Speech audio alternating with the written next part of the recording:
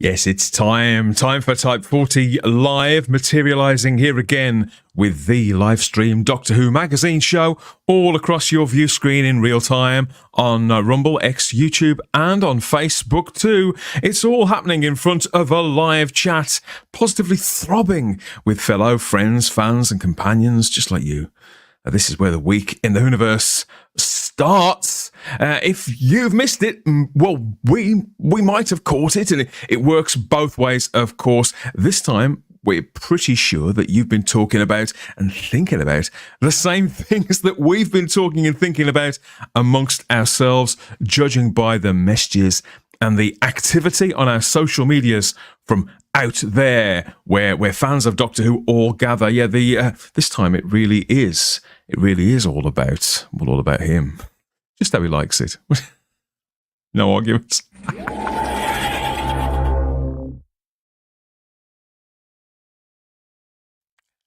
I'm Dan Hadley, Birmingham's king of the geeks, and we're starting off our week in the Whoniverse. All about him for a change. I think it's been a little while since we've gone in on Ncuti Gatwa, but is this one all down to him, or is there something else cooking or someone else kind of spoiling the broth? I don't know. So lots of you have been in touch about this since Thursday/Friday. In fact, somebody messaged me during the middle of the last show, somebody who was there during the recording of this interview, that has absolutely gone viral, I think it's fair to say. So it's only right that we get right back here, back to the console room, to share our reactions, our instincts, our thoughts, and maybe refine previous takes. I don't know.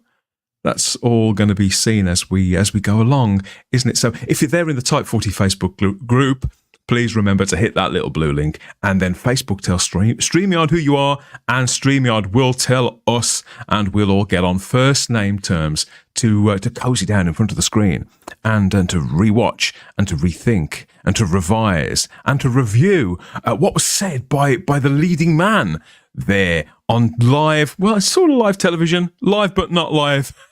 They try to make it look like it's live, don't they? On TV last week. Obviously, the space is at a bit of a premium here in the Christopher Eccleston TARDIS, where he used to huddle around and watch the football results, didn't he, with Mickey, I think. So, I don't know. What's the mature way to settle who gets a seat, Charlotte? Is it musical chairs, something like that, would you say? It depends, I suppose. It would have to, or straws, maybe straws.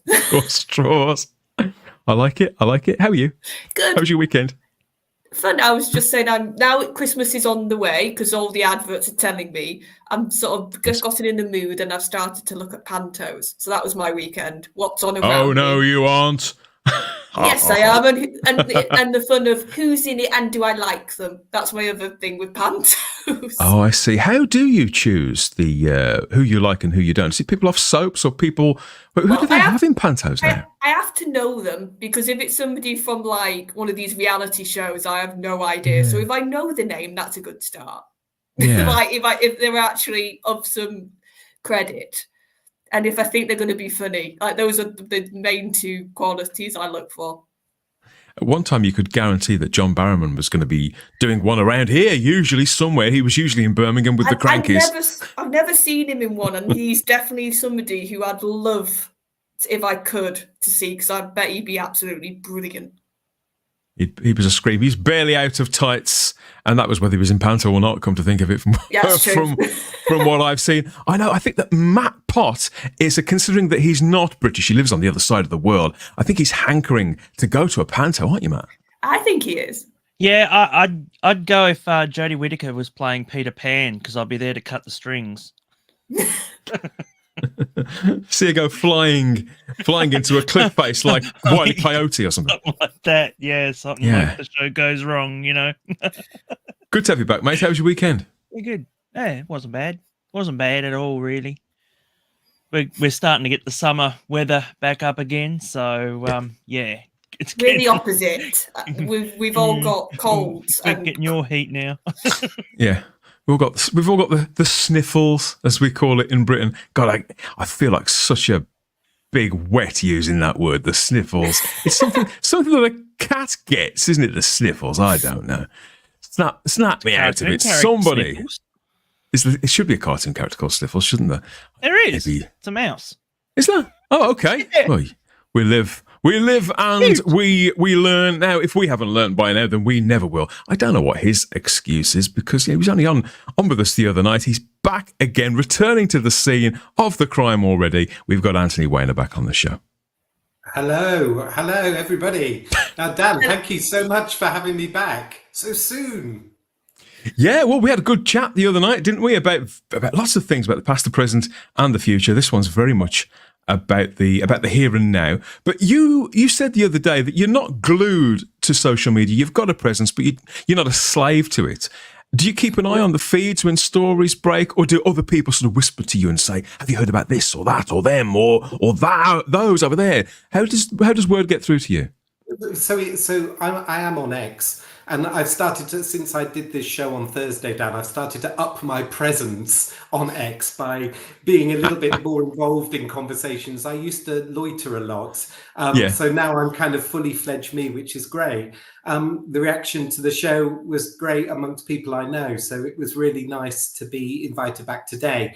I was going to say, Charlotte, you're talking about pantomimes. I saw John Pertwee in pantomime when I was 5 or 6 years old, and it was a pantomime in Bath, and I went with my gran. And John Pertwee's, he's described, isn't he, by Tom Baker? He's very tall. He's like a lighthouse. He glitters.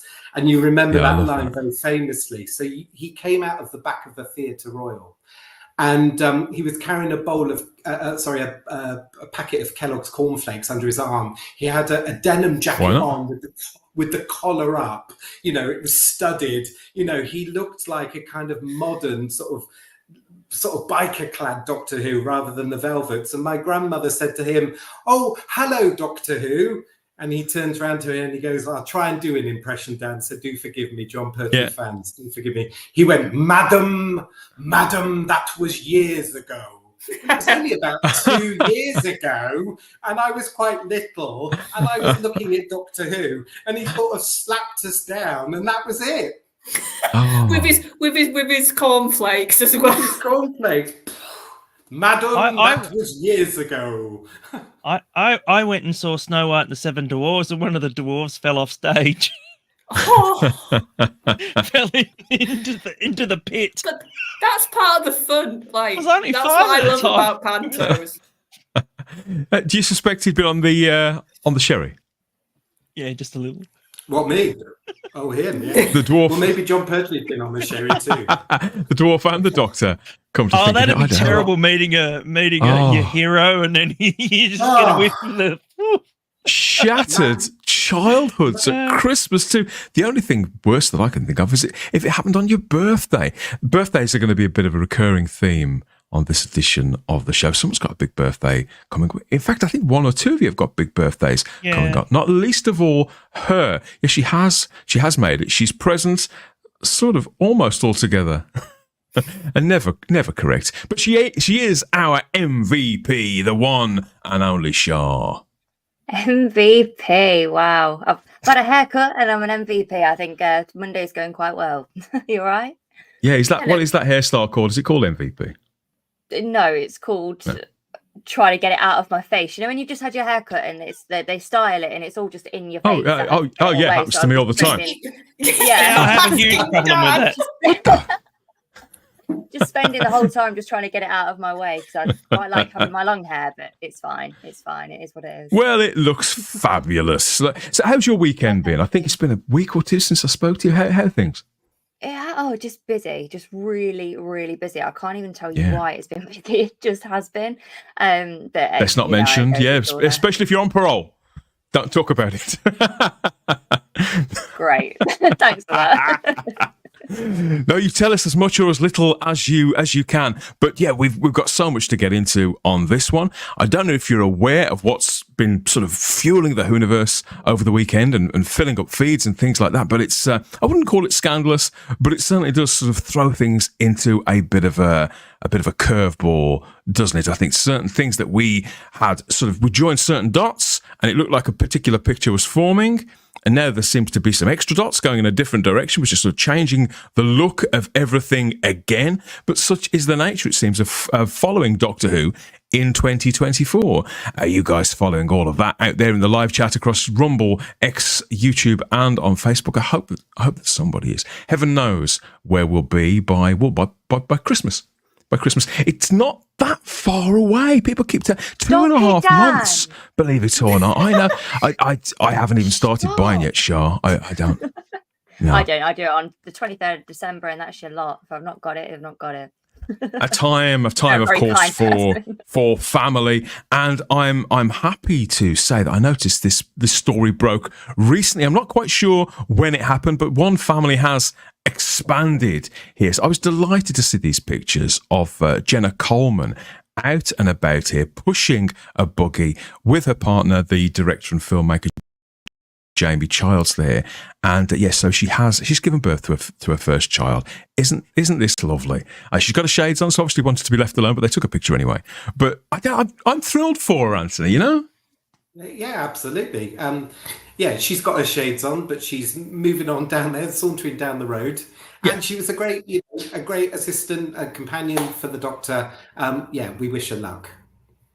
Yeah, very, very nice. So this story originally sort of broke around midsummer, didn't it, Charlotte? You know, she's a private person. Nothing wrong with that. We respect that. We understand it and support it completely.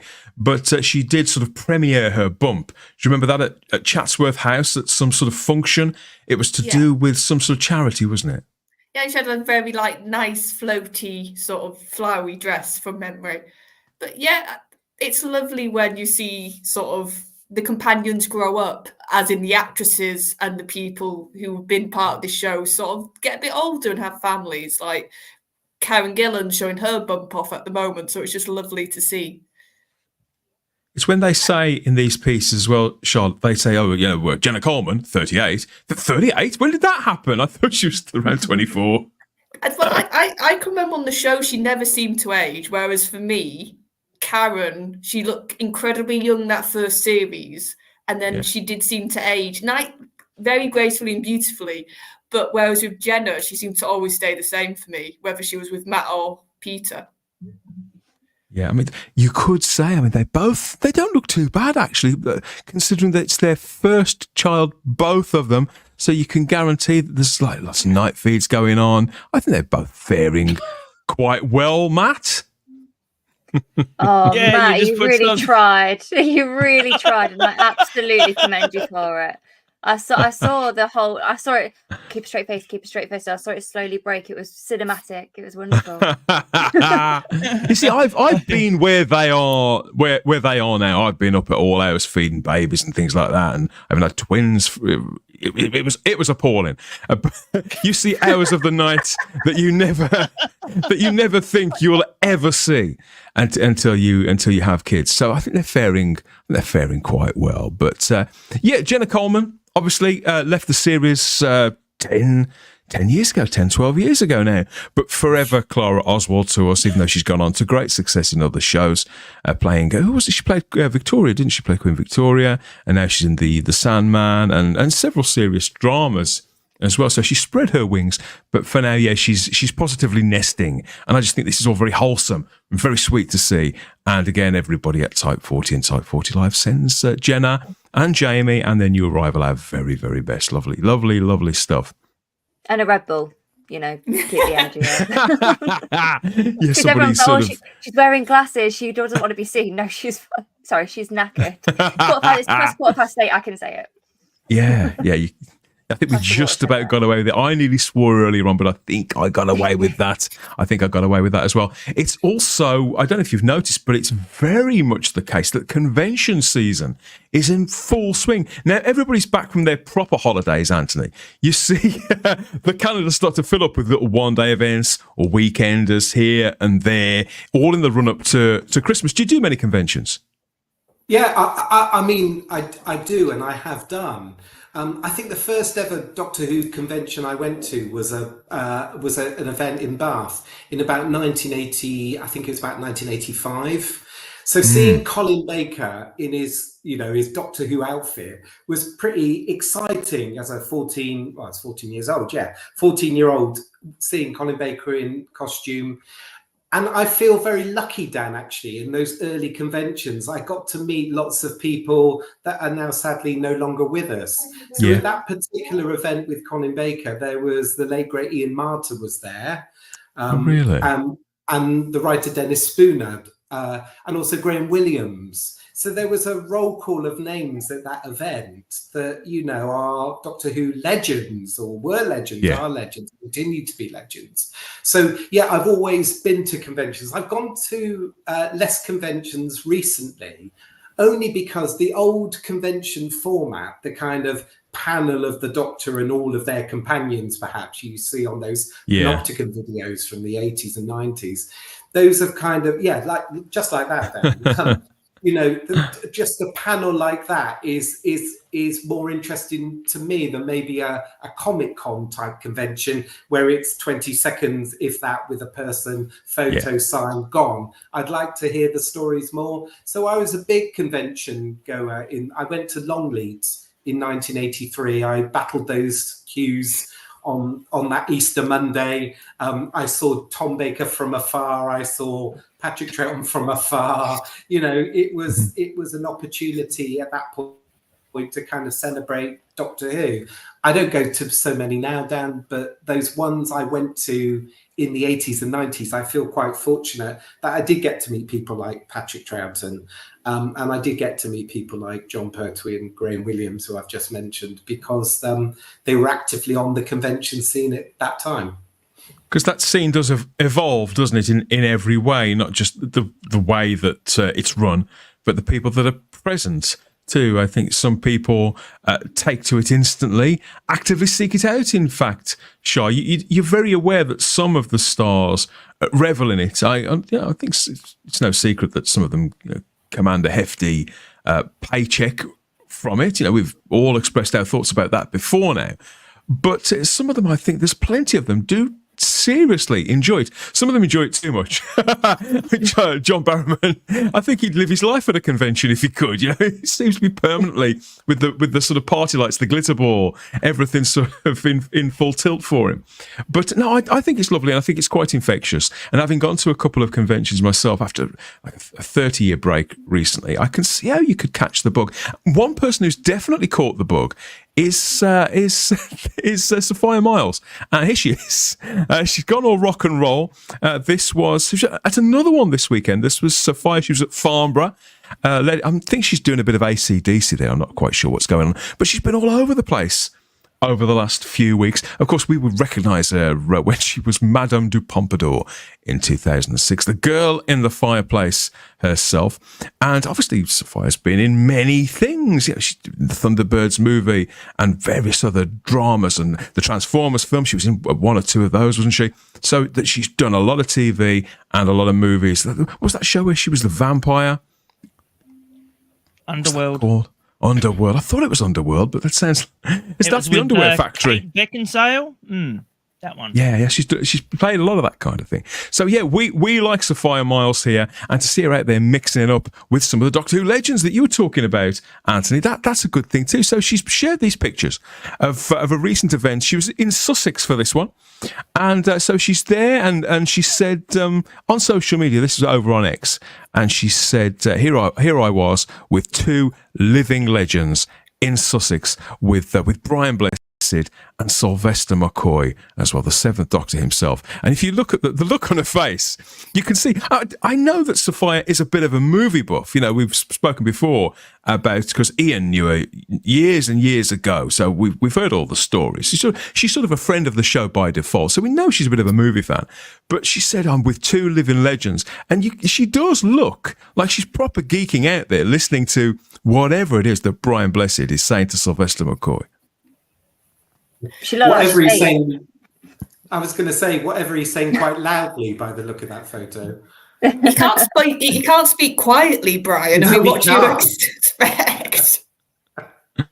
But what I found surprising was that Brian Blessed, he appears to be wearing a pair of large Wellington boots. And I know, where's he been? And carry on, Dan. I feel like we're going to say the same thing. Cows. And Sophia herself. Pajamas. That's exactly what Sophia said on her social media. She said also Brian may still have been wearing his pajama bottoms. She was too polite to ask, and she's only ever seen Sylvester in his faithful Crocs. #style icons. So yeah, that's what I wanted to ask you guys. What do you think there, Shah? Are they Brian Blessed's pajamas that he's gone to the con in? Yes, but let's not all... Right, we all know now that Crocs are the comfiest things on the planet, so I do not begrudge an 80-year-old man for wearing Crocs. I hated them up until the age of about 27, when you have to actually grow up and realise that Crocs are really, really comfy. But in terms of the wellies and the pyjamas and then the blazer above it, that's a look. I'll say it's a good look, but it's a look. I think this is... And they are living legends, of course. They can dress how they like, can't they, Matt? Absolutely. He's looking well for 88. That's all I can say. I think he'd do what Shatner did if he had the opportunity, wouldn't he? He'd go up into space, I think, Shaw. But we'd still be able to hear him, wouldn't we, in orbit? Oh, yeah. Yeah. Yeah, of course. Almost certainly. But I love seeing this. I mean, it does look like they're meeting in some sort of sports hall somewhere. It does look like a school. I'll be honest with you, but hey, I don't know what it is. There's a gym mat behind them, actually. What I do love about these sort of smaller scale, it looks like obviously a slightly, whatever it is, it looks like it's smaller scale, that you do get these really odd combinations of guests. Like usually at the big ones that Anthony was talking about, they usually are very uniform. It's like, oh, they're all from one show, so they'll do one panel together. Or there's some Doctor Who people, so they'll put them together. Who thought of, let's put Brian Blessed, Sylvester McCoy, and Sophia Miles together? It's just such a weird assortment. But that's what's probably made it a good panel to listen to or whatever. Love to know what they talked about. And there's Jessica Martin as well, a guest star of The Greatest Show in the Galaxy, and an actress, performer, artist in her own right. Very much a fixture at conventions now, Anthony. Yeah, agreed. But can I just go back to your other comment, Dan, about Brian Blessed's pajamas? I can't help but think I can't help but think he's cosplaying the Doctor. You know, he's got boots on, he's got checkered trousers, he's got a long coat. Is that a scarf or a long? Do you think this is just a really late audition? A very, very, because of course he always wanted to be Doctor Who, or wanted the opportunity to play the Doctor, and there he is in the middle, sort of, subtly looking perhaps like the Doctor. I think those welly boots fit the Doctor's look perfectly well. It does look an odd assortment of people. I mean, brilliant in their own rights, but it does look, like Charlotte said, an interesting assortment. But going back, Dan, to conventions back in the past, as we're on conventions, it was a smaller circuit back in the 70s and 80s. It was a small circuit, and every time a new person arrived on the circuit, this is the first time we've had Jackie Lane at a Doctor Who convention, or the first time Lalla Ward had been to a Doctor Who. It was exciting stuff, because we were following these people around the country, for your first glimpse since they'd been in the show of Jackie Lane, or, as I say, Lalla Ward, Mary Tam. These were people that were quite late to the circuit or to the fan convention circuit. So back in those days, it was quite heady, that you would get to meet one of those people that you'd seen from the program, but from a long way back. And everybody always used to say that the net had slightly tightened a little bit more as you got one of the classic companions or doctors to come back to a convention. No, it is lovely. And of course, even though a lot of those legends are no longer with us, plenty of them are, including Brian Blessed. Now, Brian Blessed, 88, just had a big birthday. I think they're all big when you get When you get actually, I think they're probably all birthdays for Brian Blessed have always been big, but I think anything that you get past 80 is always a big birthday. But it's delightful to see him there with Sylvester and Sophia and Jessica. And it's so memorable as King Yrcanos, one of many sort of loud, beardy blokes that he's played across telefantasy over the last 50 years or so. I think nearly the Doctor once or twice. I don't know if he ever actually got round to auditioning. So maybe the Wellies and the PJs, they've been in the cupboard there for a long time. I don't know. But it did make me wonder, are there actually official Doctor Who pyjamas out there? Because it is getting to that time of year where, I like to get into my pyjamas as early as I possibly can in the average evening, Charlotte. And so I thought maybe I should get some Doctor Who pyjamas that I could wear on the stream. I've got them on now. Not Doctor Who ones. Yeah, I know. I am thinking of putting my dressing gown on. It's literally here. Far too cold. Nobody's done it yet. So yeah, you can get some. There are official Doctor Who pyjamas out there, but they're a lot tamer than I was expecting, and very, very nondescript. And I think they may be for children. So I think my look may be out on these. These were released about 2015, and they're still available in all sizes there. But I think you can only get them for children. So it's a bit of a missed opportunity there, Matt. But Yeah, no, you're right. It's just they're just plain. They're awful. Yeah, I like that it says warp though, because I have to watch with subtitles on, not because I'm hard of hearing, but because my attention span is just so limited.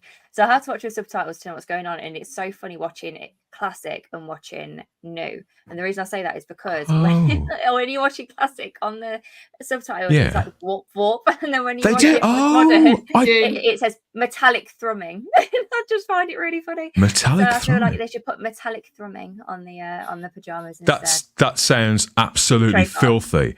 But it doesn't. It's wonderful, and that's why they should be for adults.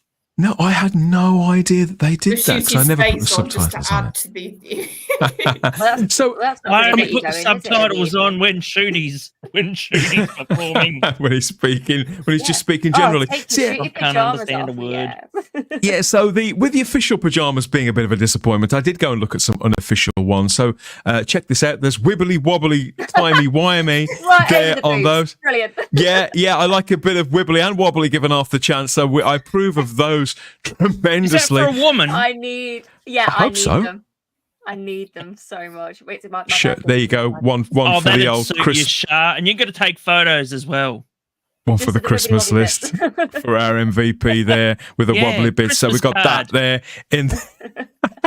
And then there's these as well. I still watch Doctor Who. Got a problem on these ones, and you get both logos here as well, Matt. So you get for anybody who likes the last Doctor, you've got her logo there, and you got the new diamond one. You have got a bit of everything going on there, and a Sonic. Yes, everything. Yeah. No, a bit of text to work there would work very well, but and it says it's bigger on the inside and around near the waistband, which is unfortunate, Charlotte. But they're trying. Where are we going? Oh no! I'm putting my dressing gown on. Poor Charlotte doesn't want to follow up on that. All of these things are all on Etsy. You can go and buy these. They're all about between 25 and 28 quid for these PJs. That's what I'm about to say. I don't want to laugh too much because somebody's obviously put effort and designed that. No, they knew what they were doing. Logos. Some of the logos aren't even official. Look at that Doctor Who one. Jeez. I don't even know where that one's from. Let's move on. Yeah, how about these for the Matt Smith fans out there? We've got Trust Me, I'm the Doctor. So we're stripped to the waist. Trust me, I'm a doctor. It's that kind of thing, isn't it? Yeah, you say it's Matt, but Trust me, randomly there's a Jodie rainbow on the bottom bit. Yeah. But I think they're in. Oh wait. Yeah, no, because she's walking away. She's walking with Canine for some reason. Yeah. And the two shouldn't be together as far as I'm concerned. But Educator. Crunched up TARDIS. Have I got the Mandela effect going on? I don't remember any of this. It's not. They don't get any better. There's these which are influenced by pajamas. Van Gogh. I'd love to know. Let's send him some. Yeah. Let's send him that's some. not what I meant. Yeah, not send him some of that. Send him some pajamas. Yeah. I actually really like those pajamas. I like. I like those. You like these ones? Yeah. Yeah. They're How about you, Anthony? Would you wear something like this? Well, I've never really considered Doctor Who pajamas in such great detail until now. Welcome to Type 40. Thank you, Charlotte. I haven't felt the need to wear Doctor Who pajamas, and these haven't convinced me otherwise, I'm afraid, Dan. There was some on one of the previous shots. There was a very badly positioned Christopher Eccleston for my liking. So no, I'm going to pass on the Doctor Who pajamas. I know what it is. You're a onesie man, aren't you? Yeah. See, that's perfect. This is more your speed, yeah. So this poor unfortunate, he looks thrilled, doesn't he? God, I hope nobody recognises me doing this photo shoot. So he's covered his eyes. He's already got his insurance there, really, hasn't he? The onesies holes for thumbs now, still have they? available. Those are emo sleeves, my friend. Yeah, I have that. Yeah, Char's a big fan of the emo stuff. I love them. Just act like you two, mate. Just act like you two. I didn't even think that onesies were still a thing, but apparently they are. Onesies, and this is called a Comanjo romper. Yeah, this is. I've got one of these. I have actually got one of these. They are. Is she going to jump out of a plane? She's hanging very, very low in the undercarriage department. So if you do have an accident in the night, you can pull to open and know that. Is that why it's so low? Yeah, I think so. This is the evolution. Yeah. God. Yeah, so obviously... I have to ask now, Retro, he's just said in the chat, I can totally see Charlotte wearing that. Which Charlotte are you talking about? You mean both you? Of you. Let's not... well, we could probably both fit in that, to be honest. Yeah, to be fair.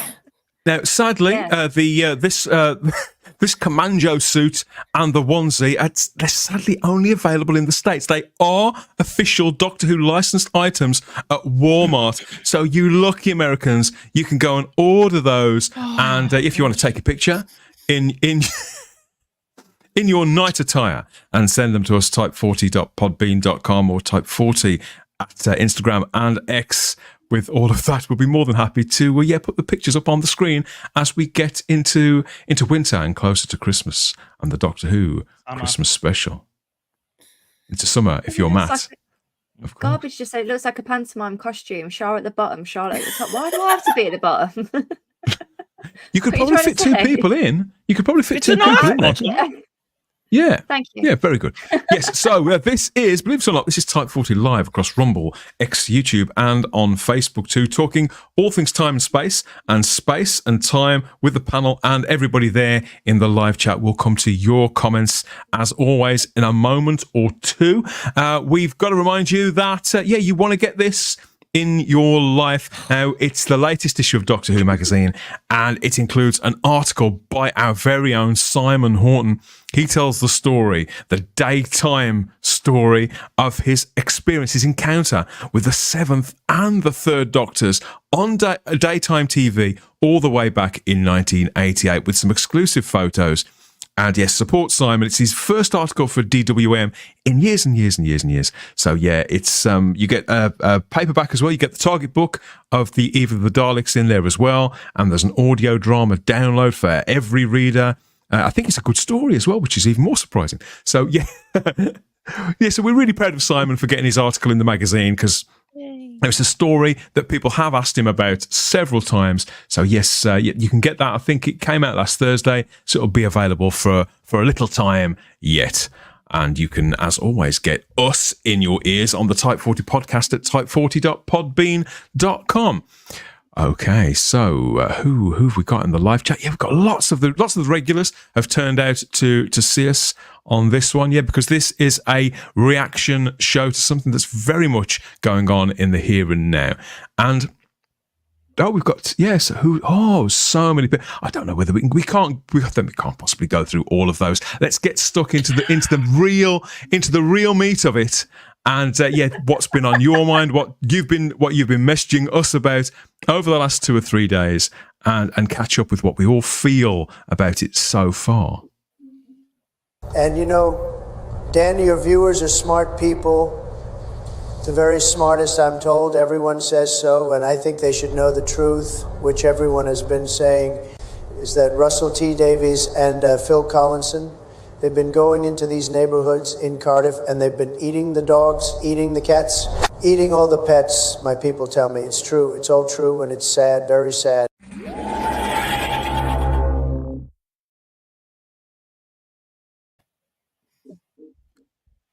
Yes, so tomorrow, as of time of recording, Ncuti Gatwa celebrates his 32nd birthday. The Scots-Rwandan actor who took the role of the Doctor 2.5 years ago.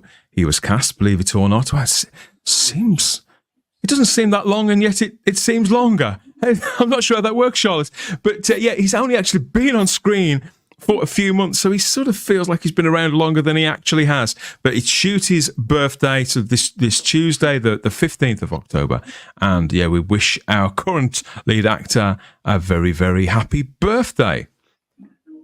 I remember when he was cast at that Easter, I'd never seen him before in anything, a total stranger, Shah. And at the time, I was very excited by that, about getting to know a new actor in this role, because you get to know the characters and what they're going to do with that. But part of being Doctor Who is the public side to it, isn't it? Is the interviews, isn't it? It's the promotion. It's the sort of kissing babies and doing the conventions and all that kind of thing. It's literally a political campaign, isn't it? But Ncuti's one of those people. It's like Christopher Biggins. You hear about him once and he's never out your bleeding face. He's just always somewhere. That's no shade on Christopher Biggins either, but it does feel like a lot longer, doesn't it? But I think it's because it's nothing. I know that sounds really bizarre, but when there's like barely anything going on, and all you can do is talk about Ncuti, of course you're going to, then that's all that. Mind you, I'm not going to jump the gun because I feel like I know what you're coming to, so I'll just leave it there and then you can carry on. It is. I mean, I don't know if it was always this important to do all this publicity. Anthony, you talked about your experience there with John Pertwee. It's a job of work to the lead actors, isn't it? I think we've got to, certainly as adults, I think we've got to be aware of that. The penny should have dropped by now. It's not the sort of thing we want to bother children with, the fact that they're actors, they go from job to job to job, is it? We've got to have reasonable expectations of them. Yeah, but this particular show brings a lot of interest, doesn't it? A lot of media interest, a lot of fan interest. Yeah. So the person that you choose to be the Doctor is a very important choice, isn't it? And we've, since the revival, when Christopher Eccleston was chosen, it kind of put a mark onto Doctor Who and a kind of an expectation about how he was going to play the Doctor and what his Doctor Who was, the series around him was going to be like. So there is that little bit of expectation. I guess, Dan, for me, I share the same view as yourself. It's been a long time since he was announced, and how very little we've seen of him on screen, really. And even the episodes when they've gone out, some of them haven't featured him very heavily. It seems like a long time for somebody we've seen so briefly, it feels like. To me, we fulfilled our end of the bargain, Anthony. Yeah, we've turned up, togged up. There, wearing the colours in expectation and in support, sort of willing him to success. But it has been sometimes easier to support than others. For the most of the time, and it wasn't really that long ago, actually, come to think of it, where I would follow the movements, not in a stalkerish way, of any actor, of the main actors associated with the show, anywhere they turn up on British television, I would want to know, I'd want to hear.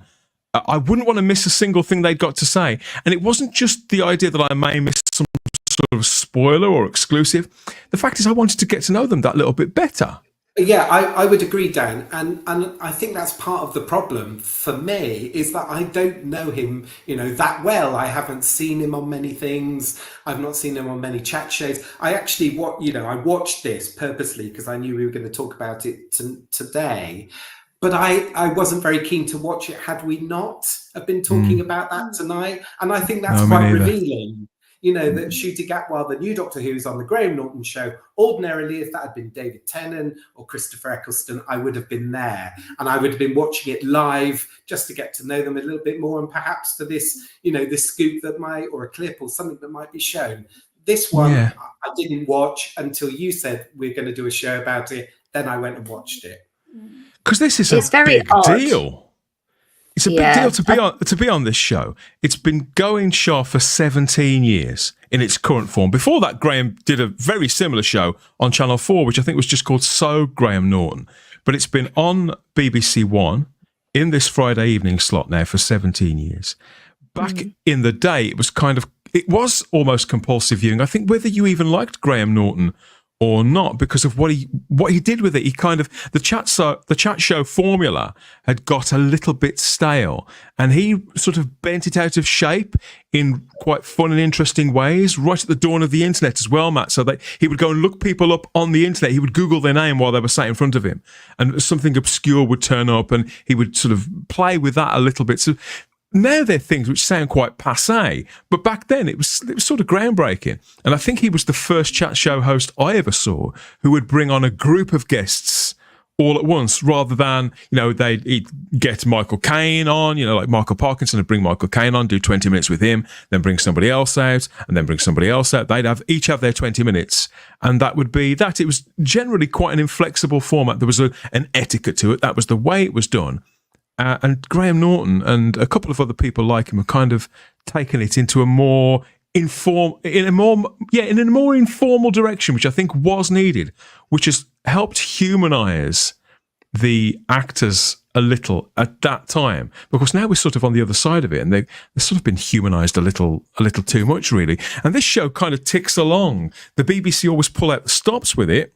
So they book big guests, they book Hollywood movie stars if they're in town. So you do get the Tom Cruises and the Tom Hankses on here, Charlotte. This show is a big deal, but this being the BBC, they're very careful, aren't they, to plant in between those. They've got cast members of EastEnders, they've got cast members of Holby, and crucially, Doctor Who cast members have been a fixture too. Going to say it's got a good history with Doctor Who, whether that's when actors are currently the Doctor, or just the actors that were on Doctor Who and got big afterwards, because he'll always bring up Doctor Who to them. It's very much the British interest is still there, even if it's been years since they've been in the role.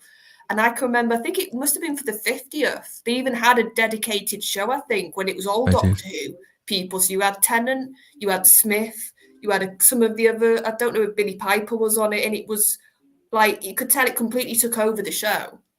When was that? Because I never saw that, and I would want to. I know that Matt Smith and David Tennant were on it together, but I never knew it was a whole dedicated show. They have all been on. You've had the good, you've had the bad, and you've had the showrunner. He's been on as well. But you're quite right. You're quite right. The highlight was probably when David Tennant and Matt Smith were on together for the 50th anniversary, all the way back in 2013 now. And what was lovely is that you could tell off even just the 50th, they had a good chemistry. So you put these two on and they were laughing with each other. They were like talking about the fan experiences they both had. They were like sonic screwdrivers. Like in jokes sort of things. And you can see there, like the two lads just got on, and you could see what was nice to go back to what you said about the humanising aspect. You could see they just adored the show. That's what I can remember feeling after watching their interview. You could just see two actors which were just having the time of their life playing the role, or played the role in Tennant's case. And they were just beaming. And Graham also, because he's not a fan per se, you've seen that before, but he understands what Doctor Who is. So he sort of got how big it was that it was the 50th. So I think it is. I think it's important. I agree with you that they do these sort of shows when they're not filming, because we see that other part of them. And the thing is to do with this role that's, I think, marks it out that's different to other things, is all the best actors who have been doctors have put a bit of themselves in their doctor. And maybe this is just a me thing. I like to sort of try and work out where you can see a bit of them in their doctor. So like with Matt, you can see it with the awkwardness. With Tennant, you can see it with the sort of romantic hero type thing he would do a little bit. The charm, basically, you could see that in him. He's got an exuberance about him, David Tennant, and a kind of classical quality about him, which is that does come across as I suppose as just being somebody who seems to be able to hold a conversation with practically anybody they put him on a sofa with. And that's not always a given. I mean, the guy's he's had stints as a DJ as well, hasn't he? Sort of hosting his own version of chat shows as well. And Matt Smith's got that kind of boyish charm which he plays on really, really well. I mean, I've always been a bit in two minds about Graham Norton himself. I think he uses the show quite cannily in that he will exploit it when it's very, very popular, and when it's not so popular, you kind of poke fun at it, which I kind of resent a little. But that's the kind of personality he is. He is, Matt. He's definitely a Marmite figure. I don't go out of my way to watch him. I think when he's hosting a show, it's very clear that even if he's got Tom Cruise on or somebody like that it's Graham Norton who's the star, and he makes sure that you know that. And that depending on the host, that sits better with me sometimes than others. Can I be honest here? I find him very cringy. A lot of the stuff, a lot of the actors and that he gets on, like Sigourney Weaver and he had Roy Schneider on there one time, and wanted to reproduce, Jaws and have him on there and do all these things, and you can tell that the actors don't want to do it, and he it just looks awkward, and I've never been a fan. I know for the longest time he was on ABC, which is the public broadcaster, and they somehow he went to commercial television, and it didn't work there either.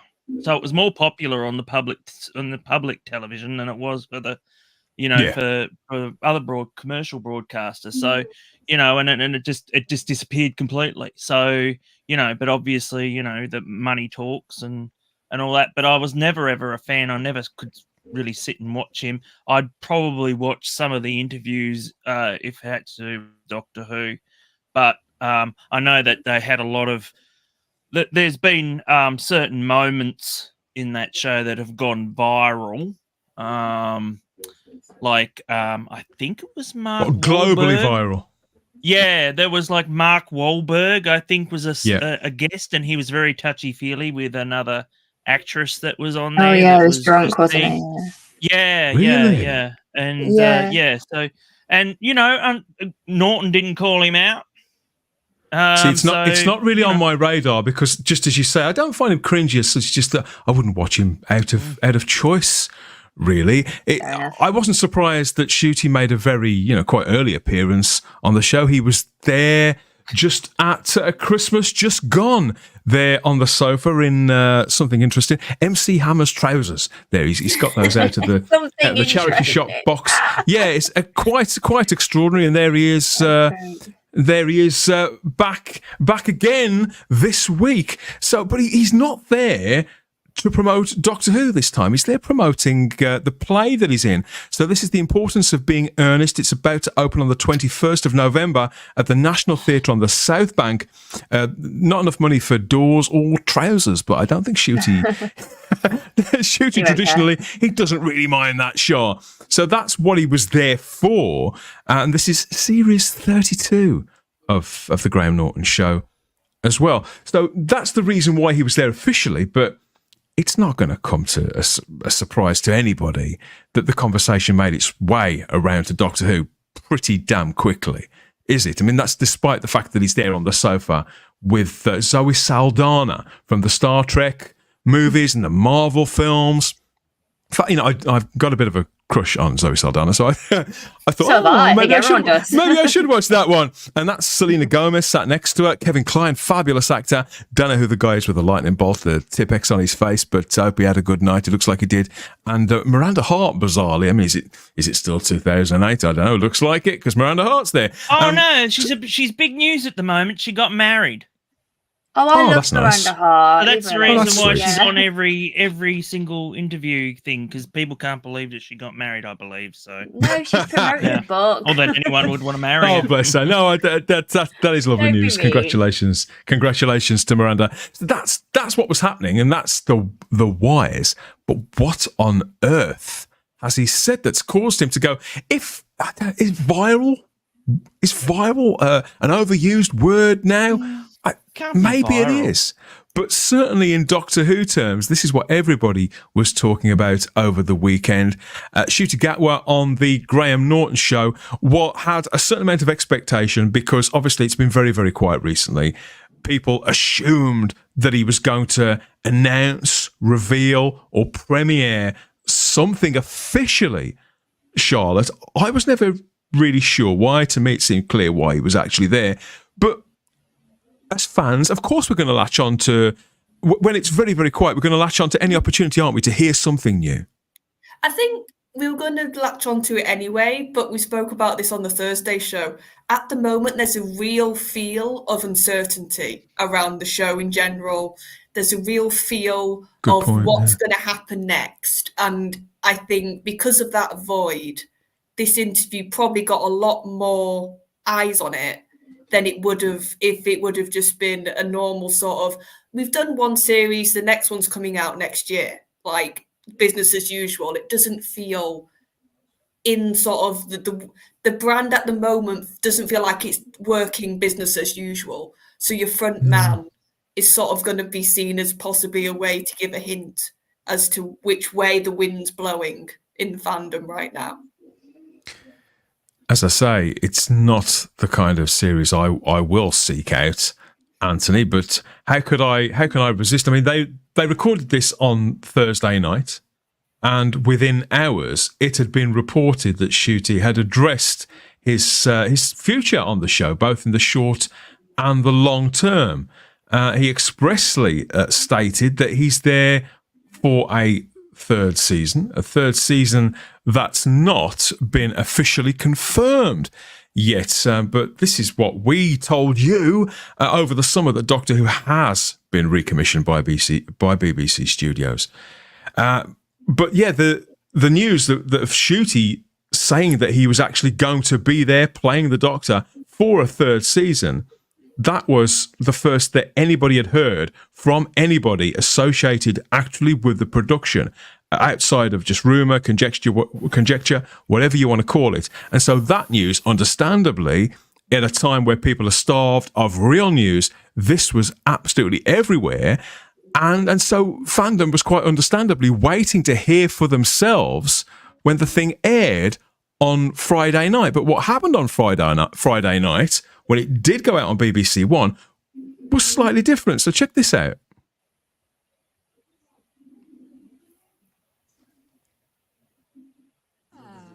Because this is kind of your first year where now it's, people have seen you, so you're enjoying it so far. It's all going well, and all going well. Yeah.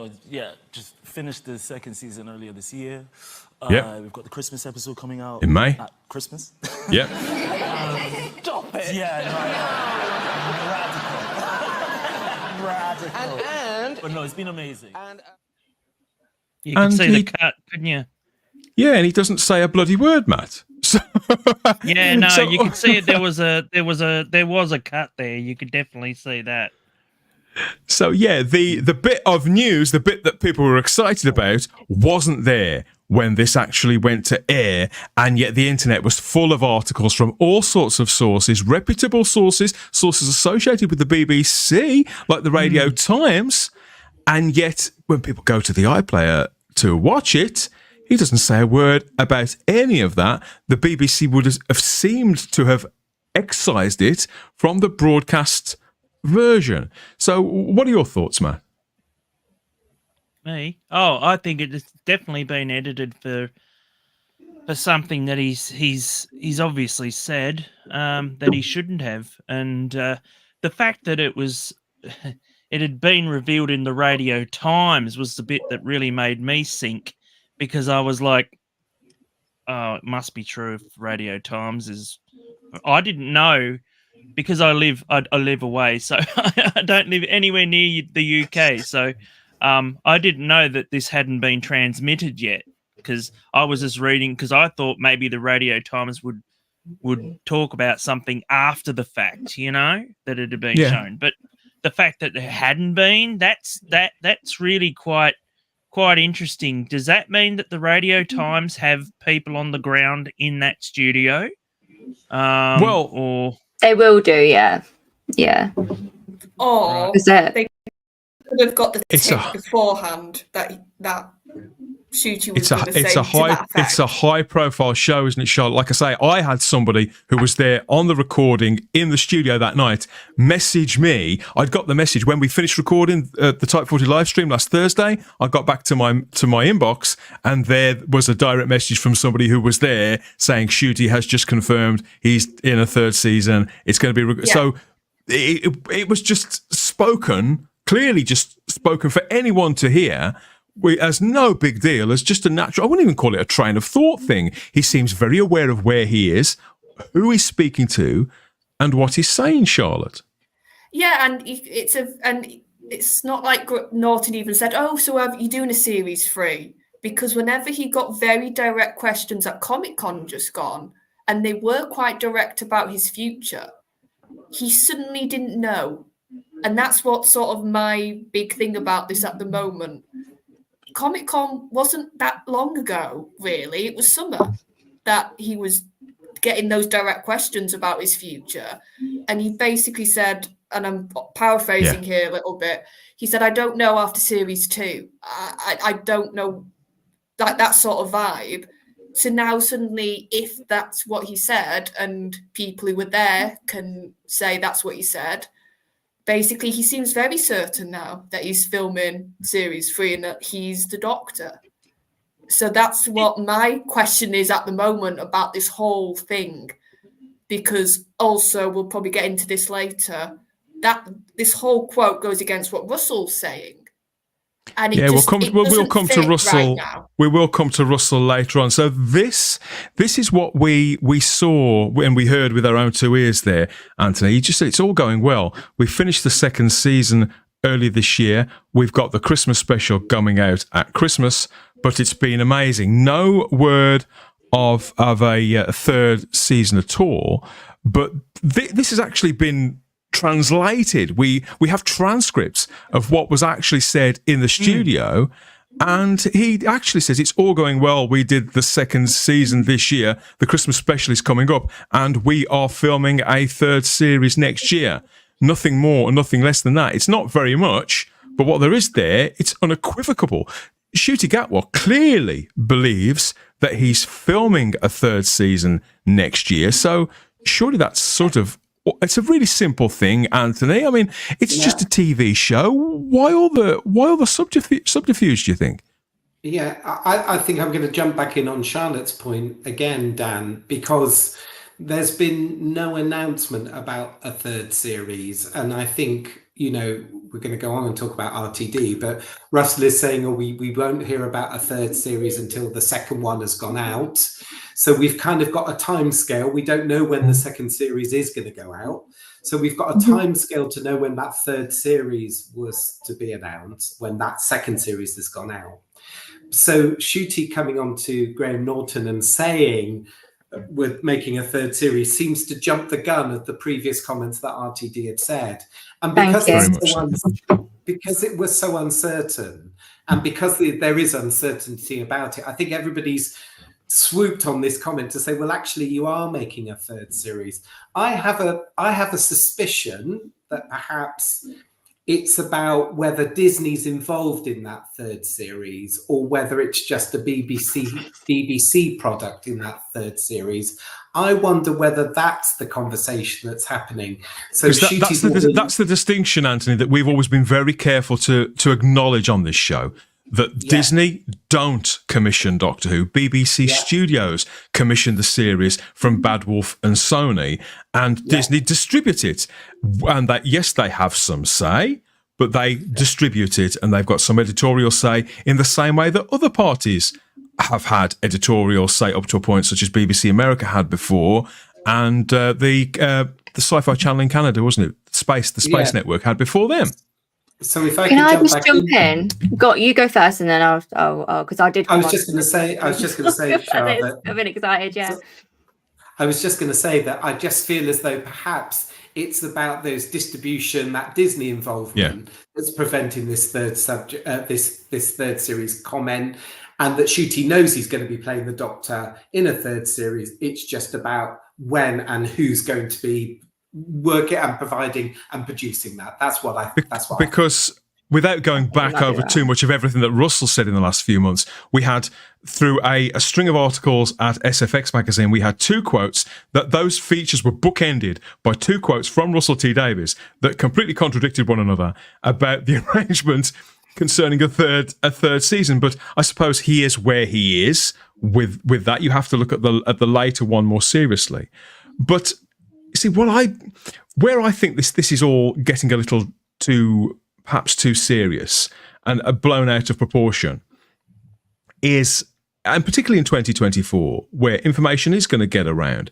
If he said it, he said it. Why have we all got to pretend that he hasn't? I think they may as well come out and say something, because if clearly the third season is happening whether Disney's there or not, whether it'll be with a diminished budget or not. So it's out there. They may as well have broadcast this. Is kind of how I feel about it. Or is that just impractical and completely naive and old-fashioned? I don't think it's impractical or naive. I think it's if I may, it's because they don't know, and I genuinely believe that they don't know. He's saying, "Oh, we're filming in third series." Not that we've started filming. Not that there's been any dates. Nothing. The scripts are on hold at the moment. That's why there's no confirmation at the minute, because everything's on hold because they're still in negotiations with Disney. So you actually think that Ncuti has spoken out of turn, and that this isn't as set in stone as the actor thinks? I don't think even Ncuti thinks it is. I've never seen someone look so uneasy on a chat show before I've seen this. He looked so nervous. He did not want to talk about Doctor Who at all. And it was about 5 seconds. What you put in that quote is basically all that was said. And then he mentioned about going to Comic-Cons and how much he likes it. Oh, absolutely fine. Love that for him. But he did not want to talk about Doctor Who. I felt it. I even said that to my mum. In fact, that's a lie. My mum even said it to me because we watched it together. And she was like, "He doesn't even seem like he even wants to talk about it." And I was like, "Well, that's he was there to promote something else." But I didn't pick up any necessarily as that uneasiness on his part. Maybe that's me. No, I did as well, because I'm so glad. Yeah, because if you look at every other interview Ncuti's done, even you've commented on it, Dan, what have we all joked about? He can't stop smiling. He can't stop grinning. Yeah. He can't stop being sort of this exuberant sort of version. That tends to be Ncuti's press sort of persona at the moment when he's done anything connected to Doctor Who. And it's got him in really stupid positions, to be honest. So that's his usual. Here, he sounds to me, I completely agree with Shark. He sounds nervous. He sounds like almost if you could get like a gauge that's usually all the way over there, he's all the way over here. It just everything's sort of like that down and nonchalant.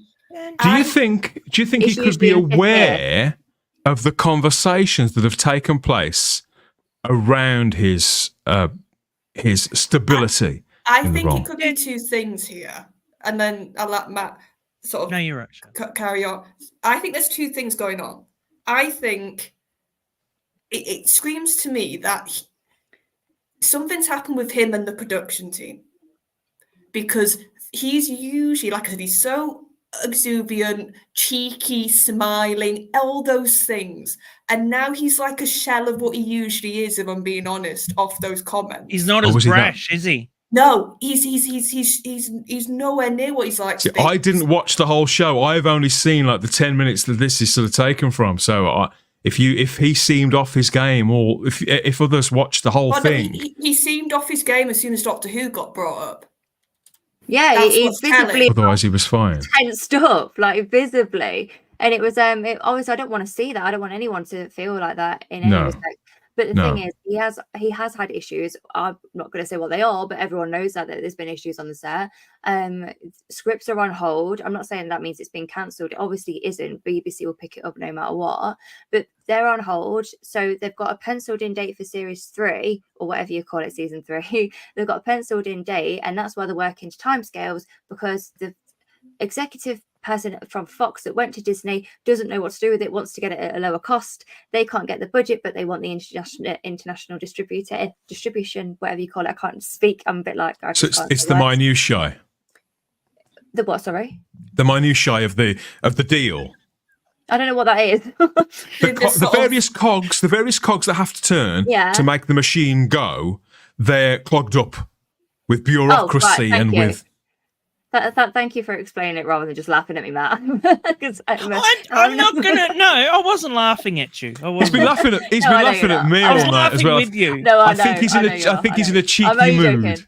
I'm only playing, but that's what I believe. I'm not saying that it's right. I think that's the most, in my mind, that's what makes sense anyway. Is that things haven't been going great. It's obviously still the Doctor. And like you said, Series 3 is definitely going to come. I just don't think it's going to come for a while, which I think is absolutely right. Leave it alone and then bring it back when you've got something good. Yeah, I'll be fine with that. I was going to say, Dan, and jump in if I may. It just seems such a, you were saying it was 2 years ago since Ncuti was announced. There's been very little Ncuti on screen. We don't know when Series 2 is going to be, let alone we know it's recorded and we know it's done, but we don't know when it's going to be broadcast. And now we're thinking about Series 3.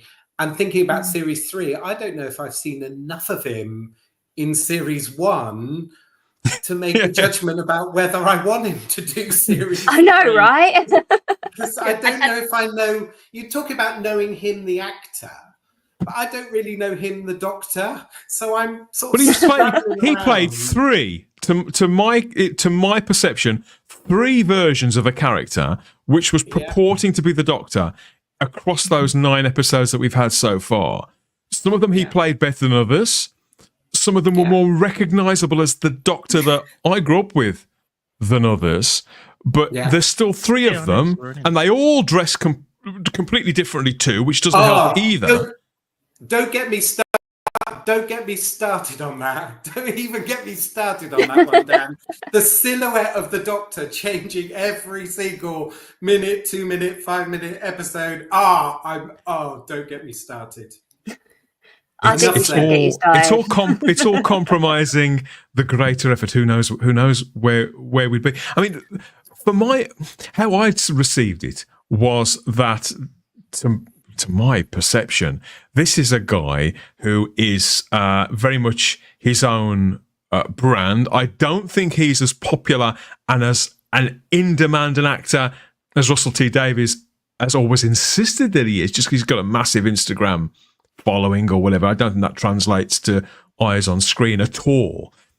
He's been in a couple of movies and all that kind of. I don't think he's in as much demand as we're constantly told. He's clearly he can clearly book himself one job after another quite comfortably. He's doing this play, then there's this, then there's that, then there's the other. If they're filming this though next year, next calendar year, we're midway through October now.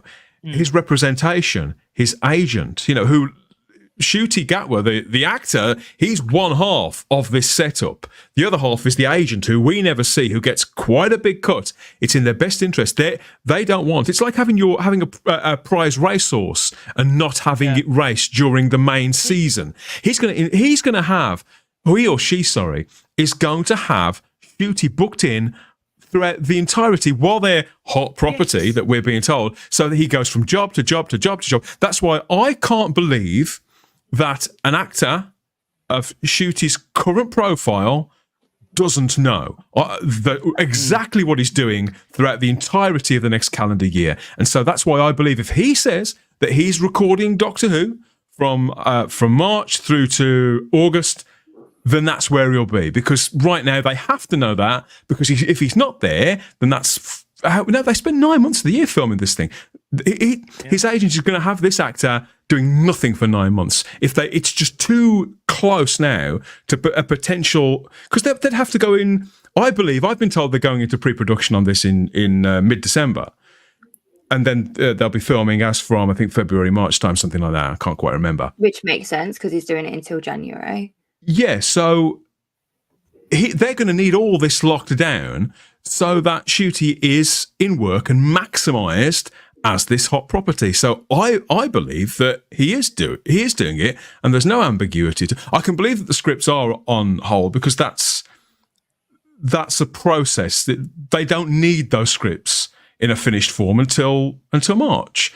They'll know the shape of the. They'll continue working on them between now and then. I mean, we know from the past that some of the scripts on Doctor Who, they've been working on them on the morning of the bloody filming. They've been still it's like me doing my homework when I was at school. Like, I did it on the bus. That's where it came from. So I think what we're getting is a picture forming, and all of us outside. We're all outside of the industry mostly on type. We've got Simon's in the TV industry and Ian is in the film industry. So we know a certain amount, but generally speaking, we're on the outside. People come and talk to us. People do come and tell us things, some of which we can say, some of which we can't. But this is how I'm perceiving it, is that even though it seems like quite a long way away, and we haven't even had season 2 yet, by their standards, they're not actually that far off from being in a place where people will be re-engaged behind the cameras and in front of them to need to go on this machine. They can't afford to have it standing idle. What do you? No, I think it's there. I think it just hasn't been signed off. Sorry, anyone go and have a go because I've spoken way too much. Go. No, you go. No, I've got nothing more to say. Well, I think Dan's 100% correct. I think that. Look, a lot of actors, I'm not in the acting field or anything like that, but I know people that work in movies and that sort of thing, and they've got to have these things all booked in advance. A lot of actors, depending on their demand, have their entire, first 1 or 2 years worth of stuff already filled out, the whole block. They may have time made for promotion and all that be allowed and whatever. But for the majority of it, everything's all pre-booked. So for him to say that he's going in, unless he's going to be making Barbie 2 anytime soon, he's going to be doing Doctor Who. And so it's obviously been preordained that that's what he's doing. So obviously he spoke out of turn, and he, like a lot of them, I suppose they just expect, the powers that be to just wipe that. But unfortunately, they can't wipe people's memories. So that's the reason why this is leaked. I know that there's a... Sorry, Charlotte, you go. I was going to... No, you finish, because it's sort of a different point I've got, but you finish yours. No, you go. I finished. The thing that also I've had off this is before this, we had that story about Millie run for months and months and months about her being fired. And then we had speculation about Ncuti's involvement. Now we've got him in a recording, seemingly confirming it, and then the BBC wiping it. You've got radio times before it even goes out telling people what he's going to say, so it looks even more silly, like you said before. Does anybody else just get a vibe that if I didn't know any better, I wouldn't think this was a practice production team currently behind the helm? Yeah. No, very disorganized, isn't it? I wouldn't think this was a team that did it in 2005 very successfully. It feels so out of control. And that's the other vibe I was getting off this. Who would be to blame for that? Would that be Russell T Davies, or would that be someone else? I'm afraid it has to be. Greenlit. But if it had been greenlit, why wouldn't he just say it? The guy likes to go on about everything. Exactly. He spoil everything. Why would he not just be like, yeah, it's greenlit, we're going? This is now the time to bring confidence back to the brand, surely. Like, am I missing something? And it's like your man's done this. If you would have let this go out, it would have made some of that happen. But now they're seemingly backing away. And I just odd. It's like, just, I want adults back. I feel like I need to say, can adults come back and run the show? It does seem. I wouldn't go so far as to say that Russell is scared of Disney and Disney Plus. I don't think he's scared, no. But I do think he's aware that he's not as powerful an international figure as he is a domestic figure. And I think he's been made aware of that sharply over the last 4 or 5 months since the series, since season 1 premiered, both here and on the international market. But you're telling me that Russell and the production team didn't know Radio Times was putting that article out during Friday? Right.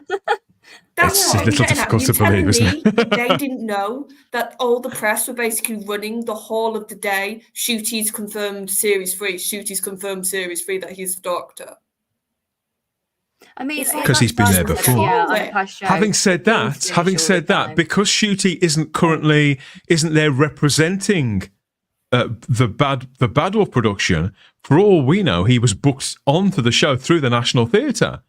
Is that how would it work, Anthony? Would he just be engaged through his agent, regardless of what show he's there for? How do you understand these things?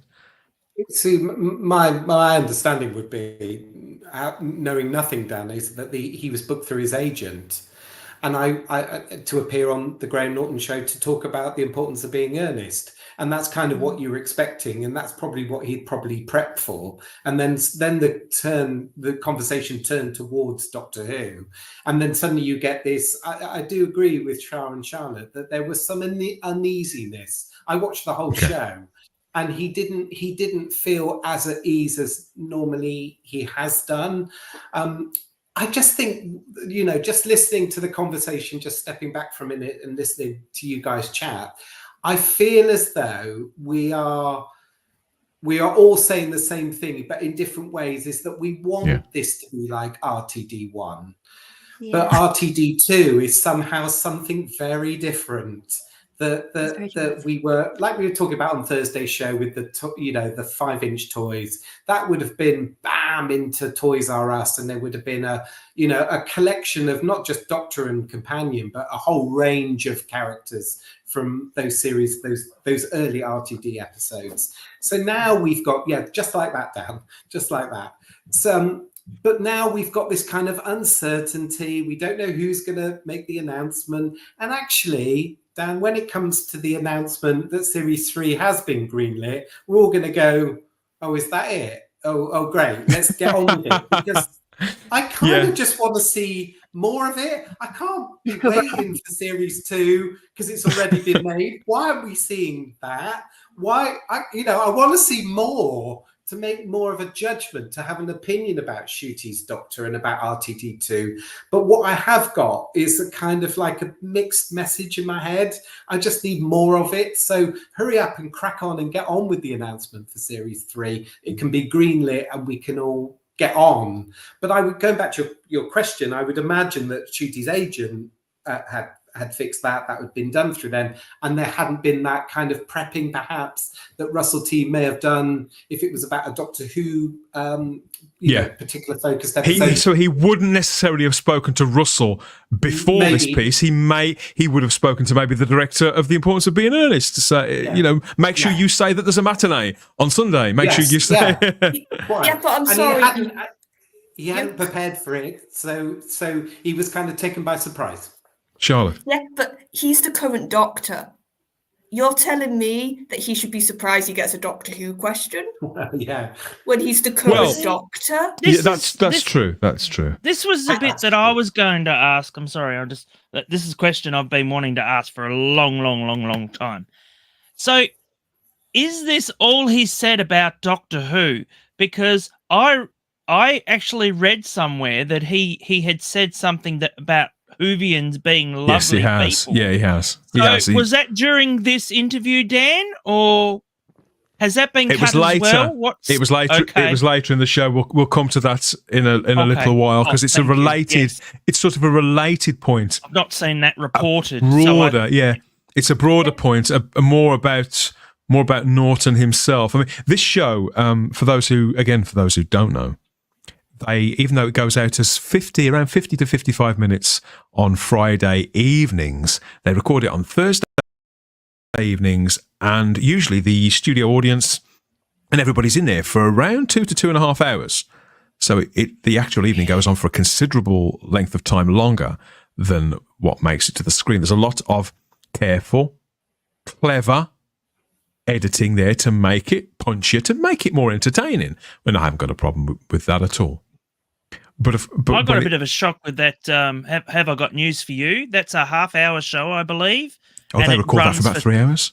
It runs for over 3.5 hours, 4 hours, for just 29 It's because the people on it. It's because the people on it aren't funny, so they have to try and make them sound funny, sound relevant, sound insightful, and a lot of them get their facts wrong. So they can't be asked doing any research. They shove bits of paper under their noses. Don't get me started on Have I Got News for You. So 2 to 2.5 hours of this. And they whittle it all down. Something's got to go, but it is sort of surprising that it's this, because presumably they would have been editing it whilst, as you were saying, Charlotte, the Radio Times article and numerous others were out there flying. This was all over social media, to the point where people were just waiting for the screening of it. It was a formality. Yeah, they were just waiting to physically hear the words, not read them. No other TV show gets this amount of scrutiny, Anthony. Oh, so absolutely. If you can imagine the cast of All Creatures Great and Small, maybe they would go on to Graham Norton. And if one of them says something about the next season, it's not going to fill somebody's sort of timeline on social media the next day and have a gazillion articles written about it if it was about Casualty or one of these other shows, but it's Doctor Who, so it's different. Yeah, absolutely not. And if you let slip a plot, a future plot device or something, it would just happen and that would be fine. But for Doctor Who, it has a huge amount of scrutiny. I'm just thinking to myself, sat here, I hope their announcement for Series 3 is really bloody good, because now they've taken it out, with fireworks. Because if it's just in the front cover of the Doctor Who magazine, RTD confirmed Series 3, we'll go, what was that about? Because, an actor, like Charlotte said, coming on to Graham Norton, absolutely, talking about Doctor Who. What better place to talk and say, I'm doing Series 3 and I'm going to be back for the crowd to go, hooray! And off we go. But no. Yeah. Graham Norton is a curious chap, as I said, when it suits him. When it suits his a moment in his career, he's all over Doctor Who, and Doctor Who fans like a rash. Really, he was part of the BBC's 50th anniversary coverage. He was there at, I think was it the XL in London there for the huge convention, hosting that across BBC Radio. He was more than happy to be there on his radio show, doing the meet and greets with the cast, with the fans. I would imagine he got paid very nicely for it. And Doctor Who was then in the eye of a major cultural storm. And there was Graham Norton representing the BBC as one of the best known faces on TV. But now, it's no secret the Doctor Who star has fallen a little, and he's quite happy to try and take the piss. Not necessarily out of, I believe it is actually taking the piss out of Doctor Who to have a go at the fans. And this isn't the first time that Graham Norton has tried to lead an actor associated with the show to kind of join in and take the piss out of their own viewers. And Norton here said, presumably, he's talking about the importance of being earnest and how some Doctor Who fans could go along to the play. And he said, presumably, Doctor Who fans, the Whovians, will be making their way to the National Theatre. Are they going to like it? What's that experience like? So, the idea that Doctor Who fans, that we as a collective, will go and support our star. That does happen. And it's as if in Graham Norton's eyes, We're a bunch of sort of monkeys that are coming down out of a tree, or cavemen coming out of the slime. What's the theatre? You know, and Ncuti wasn't having any of that. He was very quick to stand up for Doctor Who fans. Said Whovians are just the sweetest and the best fans. So this guy hasn't been, in my view, the best ambassador that we could have hoped for on Doctor Who. He's fallen short by some way. He's not been the worst we've had in this role, not by a long chalk, but he hasn't been the best either. But I was heartened when I saw him say this, Matt. It took long enough, didn't it? If you'd have said that at the beginning before the show had aired, rather than tell us to go and touch grass. Yeah, and other stuff. The crap that he came out with, people may have been on board, but it totally turned people off. I kept with it. I'm the idiot me. And now he's changed his tune, and it's too little, too late, as far as I'm concerned. And for many others, is it better late than never? No. I mean, once you burnt your bridge, you burnt your bridge, and that's exactly what he did. Everybody held their hands out to welcome him, and he just totally slapped it back in your face. And as far as I'm concerned, it's very empty. He's just an empty person, and empty. What are your thoughts, Shah? Do you think Ncuti may have burnt his bridges with a lot of Doctor Who fans with some of his behaviour and some comments that were perhaps a little naive on his part at best? I mean, some of it could come across as quite nasty. Oh yeah, so sorry, I had to go for a little bit, but I'm back now. Okay. So I apologise, I had to disappear. I literally jumped in when Matt was saying that it sounds empty. It did to me when I saw it broadcast. I thought, well, you're not going to say, oh, I think that Whovians, to use that term, tits or anything. I genuinely do think that. I mean, we are nice fans. we are, and we either. But what does he consider a Whovian? And I'm just going to say Who fan because that's what they are.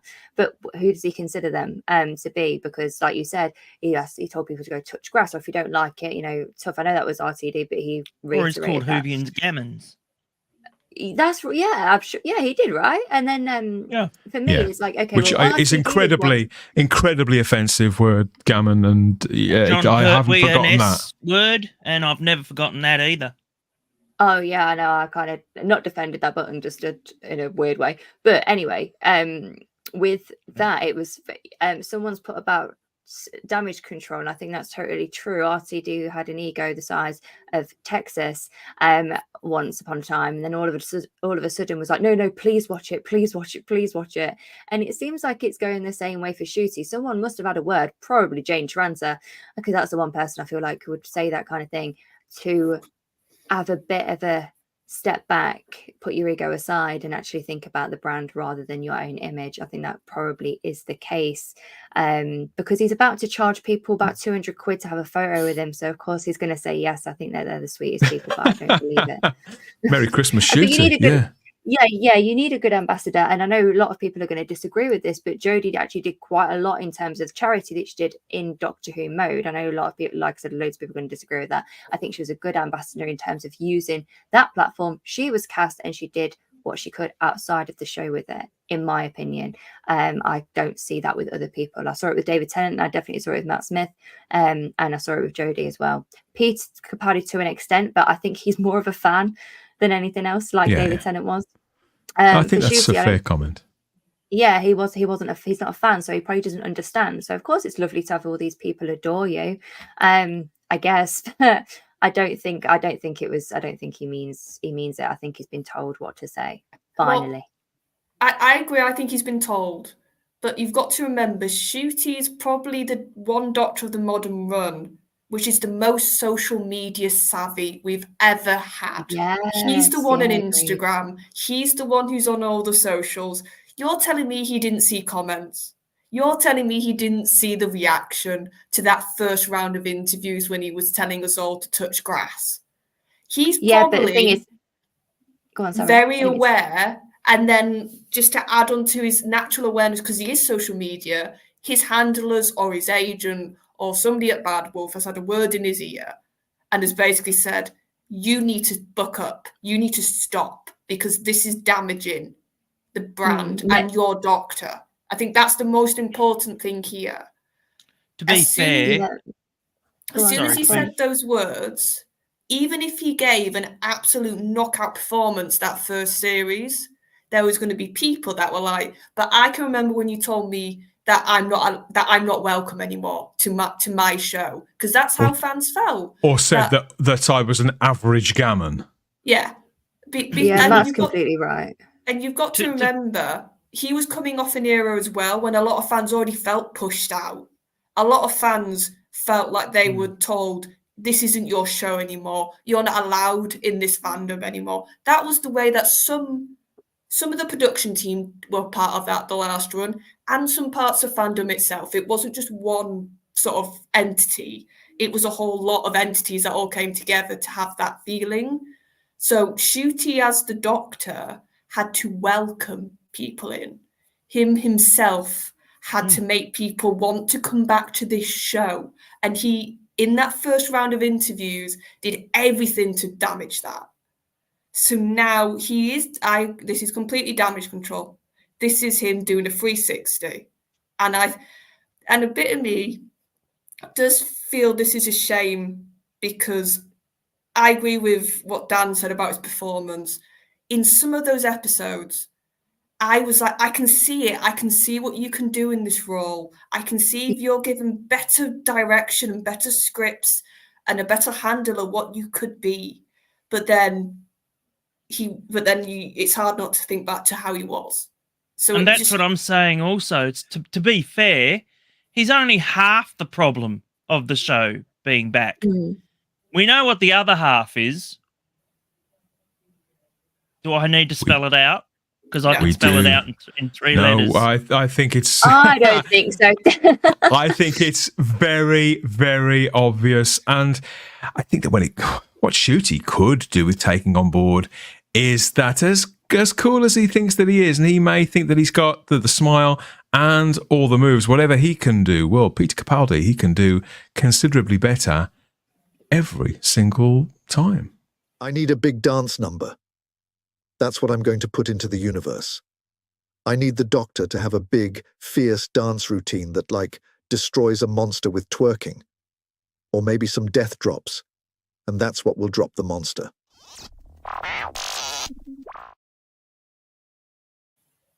What an artificial intelligence was that?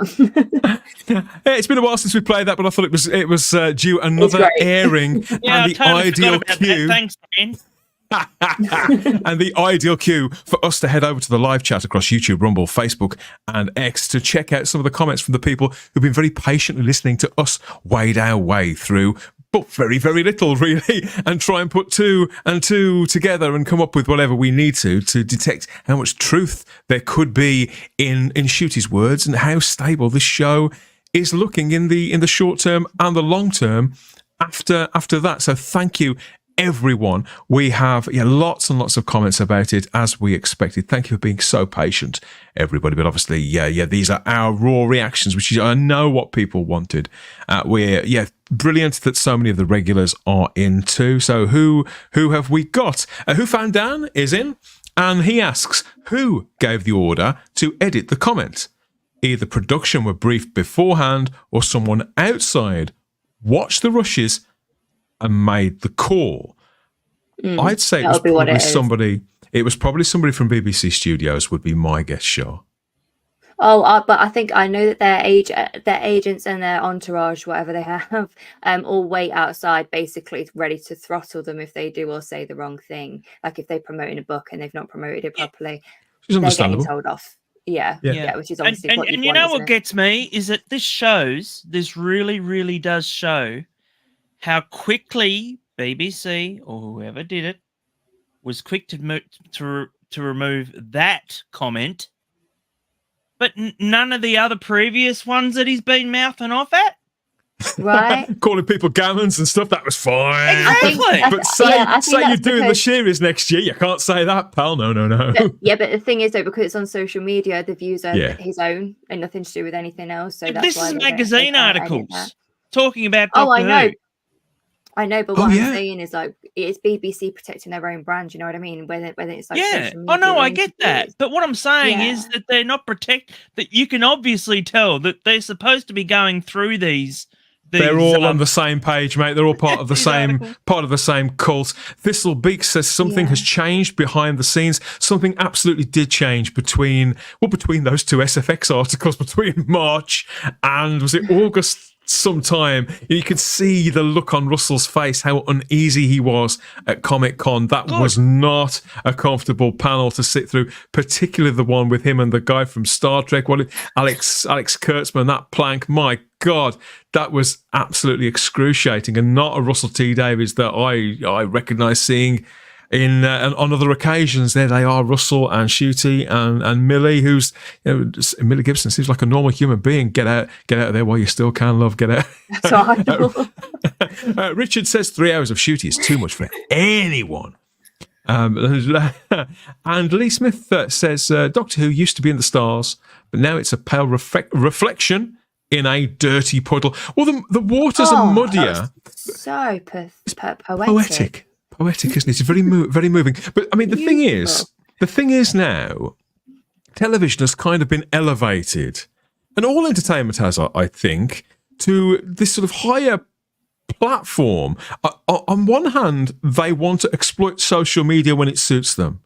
But then we've got this strange situation where they try to close the doors. You can have much more closeness to our brand. You can incorporate it into your life in more ways than ever before. But we won't let you have that, or we'll pretend that wasn't said, or you didn't see that. And I think it's treating people like children, because the horse has already bolted, and I can see why they may have a word. They can't pretend that we haven't all fucking seen that. I know, it's a massive insult to your intelligence, isn't it? Yeah, what we're supposed to go around and pretend that we don't know this now for the next year, 18 months. It's ridiculous. It's not that meme. Who's going to know? They're going to know. It's silly. It's silly. And Dan, it's ridiculous. I was going to say, Dan, it's ridiculous to think, isn't it, that there wasn't any fans in the audience that were going to, as fans in the audience that were going to be listening to what Ncuti's going to say about Doctor Who, and whatever he said about Doctor Who, we were going to get to know about it pretty sooner or later anyway, weren't we, through social media? So we can't be, we can't be critical of social media on one hand, but also really enjoy it on the other hand when it gives us the information that we need. So what do it leaves the fan base quiet? Exactly. It leaves the fan base feeling a little punch drunk, a little bit like an abused spouse. And there's only so many times that people are going to come back. I mean, I was rooting for all three of these people. I sincerely was, and I don't hold them any ill will now. But the star hasn't got much glimmer left on it. In the case of certainly the two gentlemen, I feel like I've been pushed to this place rather than having gone there naturally. It's not a place I enjoy being in, and in some ways it's more tragic than the last time. You didn't get pushed; they pushed you. I was about, Matt, exactly. I'm with you for that. Because when Jodie Whittaker was playing the part, I was just watching a terrible TV show, and it was my choice to carry on watching it or not. And the whole culture around it was very clearly toxic, unprofessional, and adversarial even.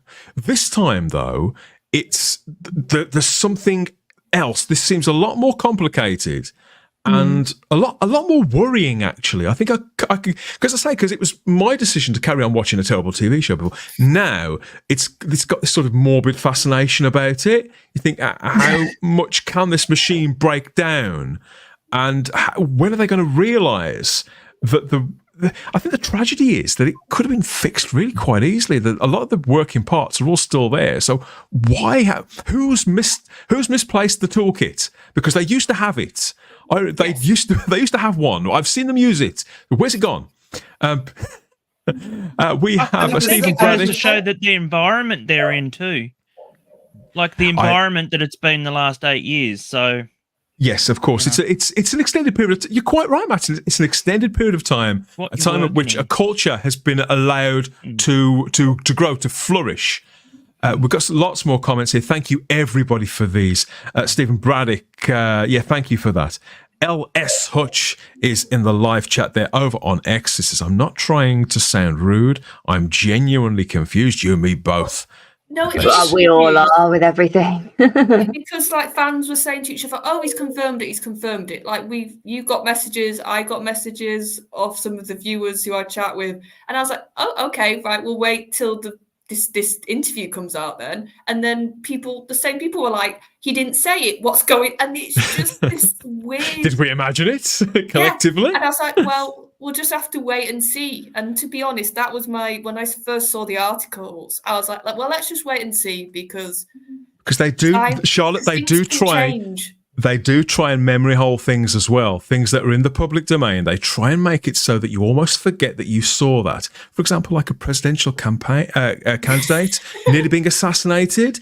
It's a similar kind of thing. It's the way they exploit media and social media, and that they treat us like cattle, as if we didn't see those things, we didn't hear those things. We're great unwashed, aren't we? I didn't see this comment. Well, yeah, it's almost like we're too stupid to follow this along for ourselves and make up our own mind about not just who's the good guy or the bad guy, but where the shades of grey are with any of this. But when the game's up, I'm similar to LS here. Is this because he slipped up and said he's doing a third season? I don't understand why this is such a big deal. He's doing a third season. Great. I love him as the Doctor, says LS. So I'm excited to see him in a third season.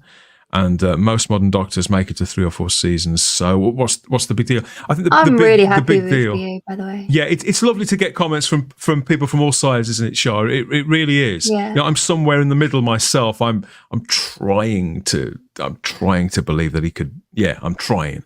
Thank you for the comments, LS. And I wonder why the big deal now. Now it's all out there. It's all very over dramatic. I'll tell you what I am happy about, that Ncuti's got this third series after they've actually had a break in filming and they've actually had a bit of breathing space to look at his Doctor and hopefully take lessons for his Doctor and change some core things, which I'm going to be so annoyed if it keeps happening with his Doctor. So it's too late for me. Yeah. They've already done it. That's They've already sad. jumped the shark. Yeah, Everybody's going as far as I'm concerned now. Everyone has their line in the sand, Matt. You'll always have my respect for that. Yeah, Sorry, Anthony. What were you going to say? I was just going to say, Charlotte, I agree. It will be good for Series 3, having heard all the comments about Series 1, just to give this an opportunity to kind of reflect on that and make some differences. Because, as we know, Series 2 has already been filmed. So my fear is that Series 2 is going to be more of the same of Series 1. I think it will be. Yeah, largely. And we're going to not like it again. And this is going to be the breathing space that hopefully just makes the difference. Because, of course, we want it to be successful. Of course, we want it to be successful. Anthony, can I ask you? It's not great. Do you think the ratings will go up for the second season after the first season? No, I think I believe, Matt, it'll probably stay exactly the same. So if not dip. I can't see. I've never seen a show suddenly increase with a large. There are people in the live chat here who just like, Matt, you've reached the point you're not going to watch any further. There are people in the live chat who've dipped at various junctions. It anymore, Dan. Some like Paul Clark here watching on YouTube says he was out after the 3 specials. Other people were out after the Christmas special. Ian David Diaz, our own panelist, he was out after the Christmas special. Simon dipped after 43 yards, although he did come back.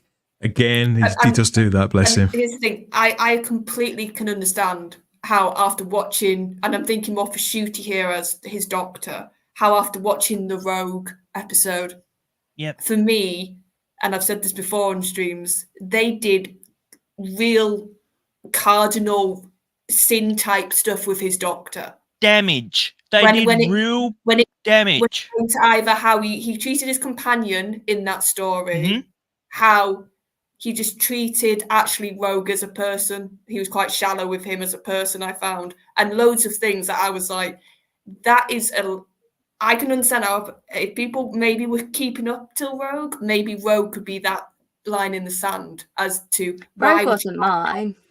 See, everybody's got different, but Yeah. That's the thing. I see what you mean. Got a comment here from Gary I Akers, who says, I just want to get some more of these comments in. Yeah, you're right. Gary Akers says, this is like a Russell T Davies-centric episode of The Thick of It, the political comedy series. But I know what Gary means, because it's did I say this, did I say that? It's hilarious. The only way I could see myself coming back to the show is if in season 3 he wakes up in the TARDIS and he goes, "Oh, that was a strange dream for the last 10 years." There's a Bobby Ewing again. It's the only way. Yeah. Lee Smith speculates surely Ncuti will confirm it when he appears at the upcoming conventions. I think, given the fact of what's happened this week, he will not say a frigging word, Anthony. Too scared. I think we'll be lucky if he does anything but smiles and waves for the next 6 months. At him? Heretics in the live chat. Tell me what you really think. Remember, boys, no one says no to Russell T Davies. Russell did boast about that quite recently, didn't he? That was sinister. That's a good thing. I think that no one's going to take that in the wrong way. The guy is not an idiot. Why would you say that? God. Richard says there's definitely something off with Russell T Davies and the production crew. I'm afraid so. Like I said, I would take no joy out of seeing this series flounder again. I don't. But sorry to jump in again, because I know I've done that quite a lot tonight. No. But it really starts making, the whole Christopher Eccleston thing when he spoke at San Diego, wherever it was, and said about the relationship breaking down. And it does make you think, who's the real problem here? Because obviously, poor Christopher Eccleston was blacklisted for years, and there you go, Lee. Very unprofessional. Who in that production is the one causing such issues? It can't be everyone. It's got to be a common denominator somewhere. I think the current attitude of a certain showrunner to me is the prime suspect at the moment. That's all I'll say. But he's the other half to the issue. Do you know what I mean? He really is. Yeah. Not only did, as far as I'm concerned, not only did he cast the wrong doctor or the wrong actor for the role, because to me he's nowhere near a Matt Smith or a David Tennant or whatever, and so I think he's just seems to be making mistake after mistake, and it's not only that, but his writing has gone downhill as well. Because as you know, I was willing to. I kind of, even though all these horrible things was happening to my favorite character, I wanted to see what how all the story all unfolded. Of course. But guess what? There wasn't a story. It was all just a jigsaw that wasn't even all the pieces were jumbled up and there was pieces missing. He was undisciplined. He was undisciplined in a way that I've never, because I've watched everything he's ever done, in a way that I've never seen him on Doctor Who or anywhere else before. Who Fan Dan asks, how does the budget for 8 episodes now compare to 13 as was in 2005? The budget is considerably higher now, even with the cost of inflation included, and it's a far more expensive show than it used to be. Series 1 wasn't done on the cheap as such. But for what they were trying to achieve, and when you watch it back now, you can see that they kind of worked miracles in the way that what they managed to convince the viewing public of at that time. It was money very cleverly spent. I think it's certainly better spent than it is now. Ncuti was missing in 2 stories. I know that much, said Richard. Yet people are not going to forget that in a hurry as well. We need to see more of him. I was. Sorry, Charlotte. I was going to say, haven't we heard that there's another Dr. Light one in series 2? But that's not unusual, though. In all fairness, like I think when you've had 13 episodes and then you have 2 Dr. Light stories, that's absolutely fine. That is only in 3. Like I get it. Yeah. That is only speculation about a further Dr. Light episode. Right. If there's another one in the next season, bear in mind that he's not on Sex Education anymore, so they shouldn't. It was a silly problem to have in the first place that they shouldn't have had. They shouldn't have engaged him if he'd got another frigging job. It's ridiculous. But that's what I'm saying. But that was then. Next year, if that is the case in season 2, all hell's going to break out on this channel because I will not accept another Dr. Light episode. No fucking way. If it's a 13-episode run, like Shah said, back in 2005, very understandable. If it's 8 episodes... Very forgiving, yeah. Yeah, I think it's a different... But we'll see, obviously, when it actually comes to pass. It's ridiculous. Anthony? I was going to say, the fact that Ncuti's not in some of those episodes in that first series is the big thing for me. And I remember I stumbled across them filming in Bristol. I didn't know that they were there. And it was the first or quite early on for filming Christmas. And Millie Gibson, bless her, was there lots of times on her own, wasn't she? And I think the fans were then starting to speculate, is he actually in this? And that almost played out, didn't it, a bit? Because she was on the street in Bristol where I saw her filming, and then she was somewhere else on her own. Then she was up, somewhere hillside, somewhere in Wales. Yeah. She was on her own. And people were starting to think, is he in? Is he actually in this? So I agree with you, Dan. If it's an 8-episode run for series 2 and there's some more Dr. Light stuff, I can't get my head around it, It's the thing that holds me back from series 1, because in Dot and Bubble, you just know that those are inserts. You just know he wasn't there. I don't care. Yeah, I don't care how big a star you are. I mean, you don't cast someone that isn't available for production. Like, pull yourself together, Ncuti. Pull yourself together. It's lots more great comments here in the live chat across YouTube, Rumble, and Facebook and X. The Pete Venkman fan site says Russell T Davies lives in an echo chamber with his clapping seals, his performing seals. I sometimes think he probably does. And Rob Alexander notes that about Ncuti's diary there, it needs to be kept quite tightly, particularly if he's the kind of star that we keep being told that he is. If he's not, then he won't be as busy as they insist that he is, because he's not as popular as they insist that he is. But I don't know. I'd say it does seem to be the case that he is all booked up, and that he is a kind of star with a small s in Britain, but people don't know his name. He's not a name. Will the Radio Times printer correct? Will the Radio Times printer correction? Asks Lee Smith. Will they correct their article? I don't think they can. I don't think they'll do that. I'd be surprised if they did that, because to do that, it would effectively, they would have to say, oh no, that didn't happen. They'd have to kind of join in the charade, Sean. That would be even sillier, wouldn't it? I will be absolutely refreshing at least once a day to see what they've said or redacted or not redacted. Because it's a fair question. I don't think they will either. Personally, I just haven't got anything on this week, so I will keep checking. I'll have a little look. I mean, for the Graham Norton people, the people who edit that show, to them, it's another show in another week. They probably edit loads of stuff out about all kinds of movies and shows and stage plays and everything, and never think twice about it, because they don't get the level of scrutiny that Doctor Who does. And it's the same with the Radio Times, to tell you the truth. Even though they have this association with Doctor Who and with the BBC, them and any other kind of organ, whether it exists online or in print, it's going to be a similar setup. Why should they treat this particular series, this production, different to any other? I doubt that any other production team would ask it of them. And I find it hard to believe that Radio Times would toe the line with this, because we remember there'll be people who've saved the link and screenshotted it, Charlotte, and we're going to pretend that we haven't. Yeah, it's not like Doctor Who fans are dedicated, is it? Or we've got good memories at all. We absolutely scrutinise everything. Yeah, we're none of those things. But it's just crazy that probably everybody surrounding this that isn't a Doctor Who fan probably just did their job and then is now on the current next job. It's not even in their, let alone their thoughts, let alone.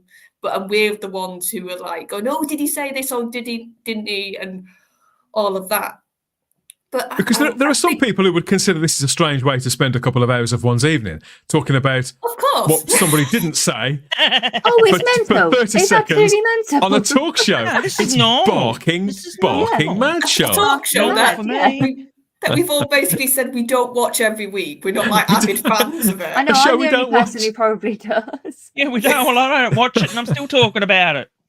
What the hell? Neville says you have to understand that negotiations must be up in the air. He must know that, and is conscious of putting his foot in it. Everybody else in the panel certainly would seem to support that. So here's it seems what like I was you're going right. to say as well before. Actors in the past have said, "Oh, I'm doing this movie.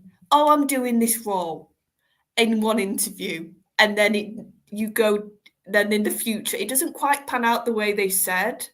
So I think that you've got to have a little bit of that with this, which an actor can be told one thing, whether that's their agent or the people around them, and then other people in other rooms can be having different conversations which don't involve that actor. So they it's could show be, business. yeah, that's show It business. changes every day, doesn't it? Yeah. Who Van Dan So there'd be a bit says of that going suggests that basically Disney won't cough up.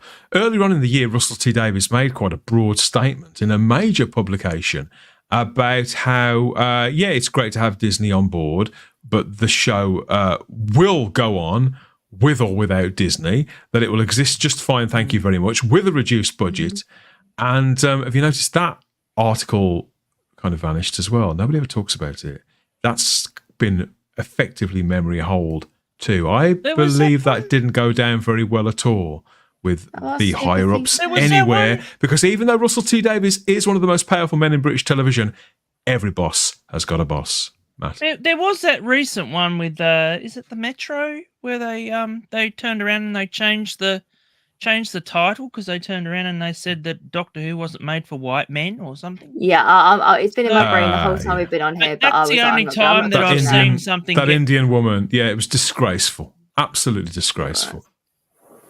It's so much so, in fact, that it was such a trashy, uneducated and insulting piece of writing that we've never even mentioned it on this show, and I certainly the name of the person who wrote it will never leave my lips. Won't give them any oxygen to get more clicks. I'd forgotten about it too, but it really was absolute nastiness from start to finish. Who Van Dan agrees with. Radio Times would actually change it. So Who Van Dan agrees with you all. He was definitely too nervous to talk about Doctor Who. For sure. And that Gatwa was defensive. Lee describes it as defensive. I felt really strange watching it, like really bizarre.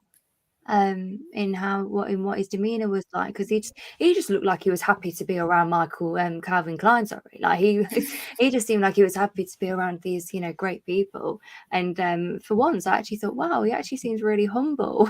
If I didn't know any better, I did check out the Norton channel on YouTube to see if they had posted anything, and they had posted one interview with him. Of the night at the same night, but it was all about Barbie and being on the Oscars stage and stuff. So that just goes to show that they're not really that interested in, Doctor Who wasn't obviously they cut that out. They didn't want to do it. Which is odd. This is the one time where you should be. I get that he's promoting something else. That's absolutely fine. You can do that. Every actor and Doctor Who actor has been on the Graham Norton show is promoting two things at the same time. But especially if you're the active doctor, why would you not promote it? And not only that, sorry, here we go. No, you're absolutely right. The more I think about it, Shy, you're absolutely right. Thank you. I wonder if he realises that this is going to follow him for the rest of his life too. Yeah, well, like it does with a certain other person. So will we. We'll be on you like a rubber's dog, Gatwa. And happy birthday, Shooty. For yourself. Yeah, happy birthday. Gatwa was defo uneasy. We have in the live chat, lots of people do feel this way. Disney are come on, Dombo, go. Domgo, you're a very naughty boy, but I can't read that out. I'm going to scroll furiously now. We have, what else have we got? Thistlebeak says, I agree with Anthony. I suspect it's got something to do with the uncertainty surrounding Disney's specific involvement in the third season. Yeah, I all the arrows are pointing in Disney's direction, Anthony. I think you're right. Yeah, I feel like that. But as we were just talking about Graham Norton there, when Matt raised about Graham Norton, of course, Graham Norton has always been a bit of not an enemy of the Doctor Who fans, but he always seems to put his foot in it with Doctor Who fans. He does, doesn't he? Do you remember the first ever transmission of Rose on that Saturday night? Everybody was there on BBC One waiting for Rose to be unleashed. And then they had that live track of Graham Norton talking over the top of it. And you didn't quite know whether it was supposed to be in the episode of Rose or that there had been some technical problem. That's exactly we've got very, very long memories, Doctor Who fans. And Graham Norton, to be fair to him, he has joked about this. He has apologised to Doctor Who fans, but I think that he sort of doesn't understand why it was a big deal. He belittled us a little for it, but we kind of forgave him. But then he went and did it again, Charlotte. Do you remember that episode? Yeah, that. when it was just like, you got the music, the do. So remind us, Charlotte, what exactly was going on here, and when did he turn up a second time? Well, this was the Angel two-parter, Matt's first series, and he's just doing the cliffhanger basically of with the gun, saying like, "You don't put me in a trap," and then like I said, you've got the music, his, and then you get that, and it sort of is like, thanks for ruining the tension and the mood. It was so funny.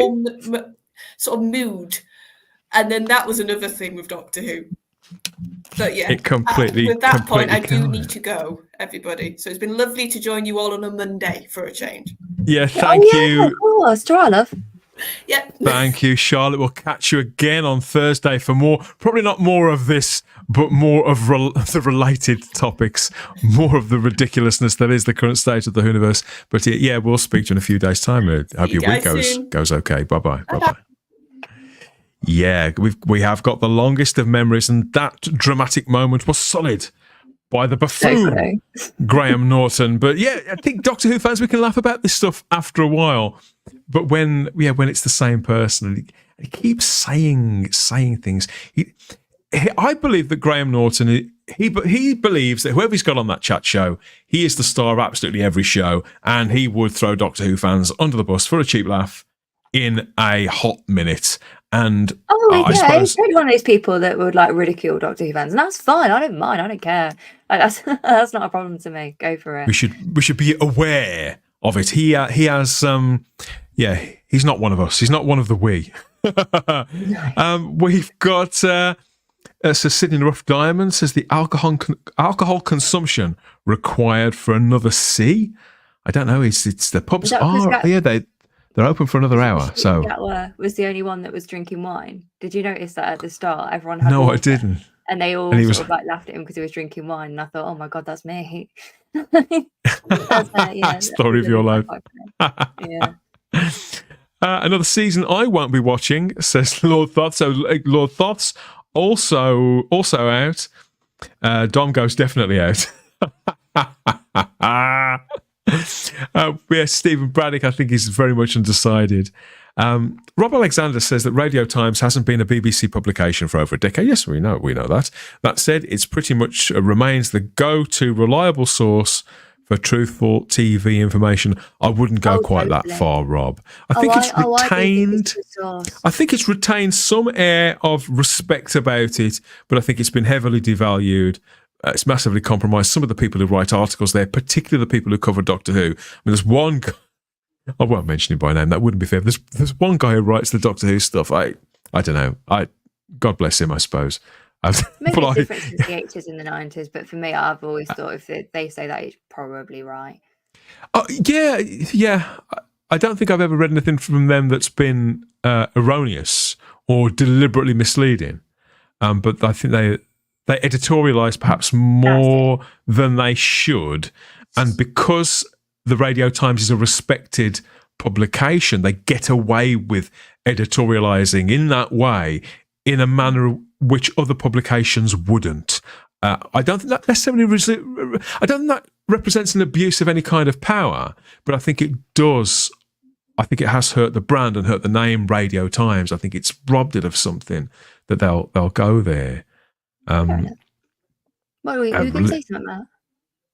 No, I I was just wondering, like, magazines aren't doing very well over here, and they're pretty much dying out. And I'm just thinking with Radio Times, maybe they've started in more of a gossip type way, they so sort that of they have, can mate, sell.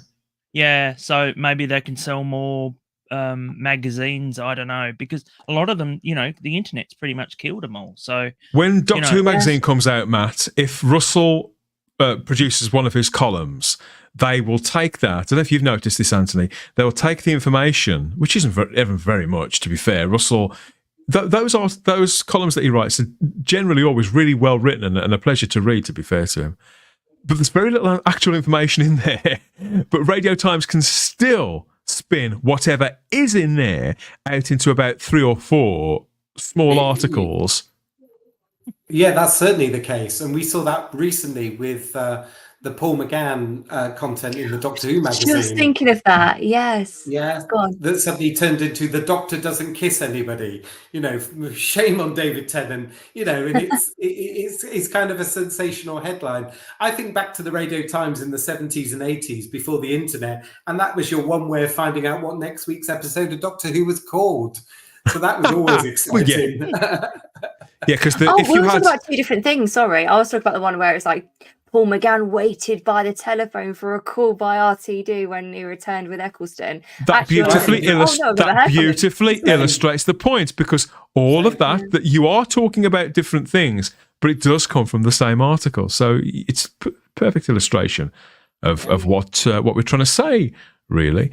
The cartoon of Graham Norton interrupting the time of angels still stings with Fly Highland there in the live chat, as it does with. Well, he made fun about it the next week, didn't he? He literally made fun about it the next week, because I saw that video. So, saying that he was in it?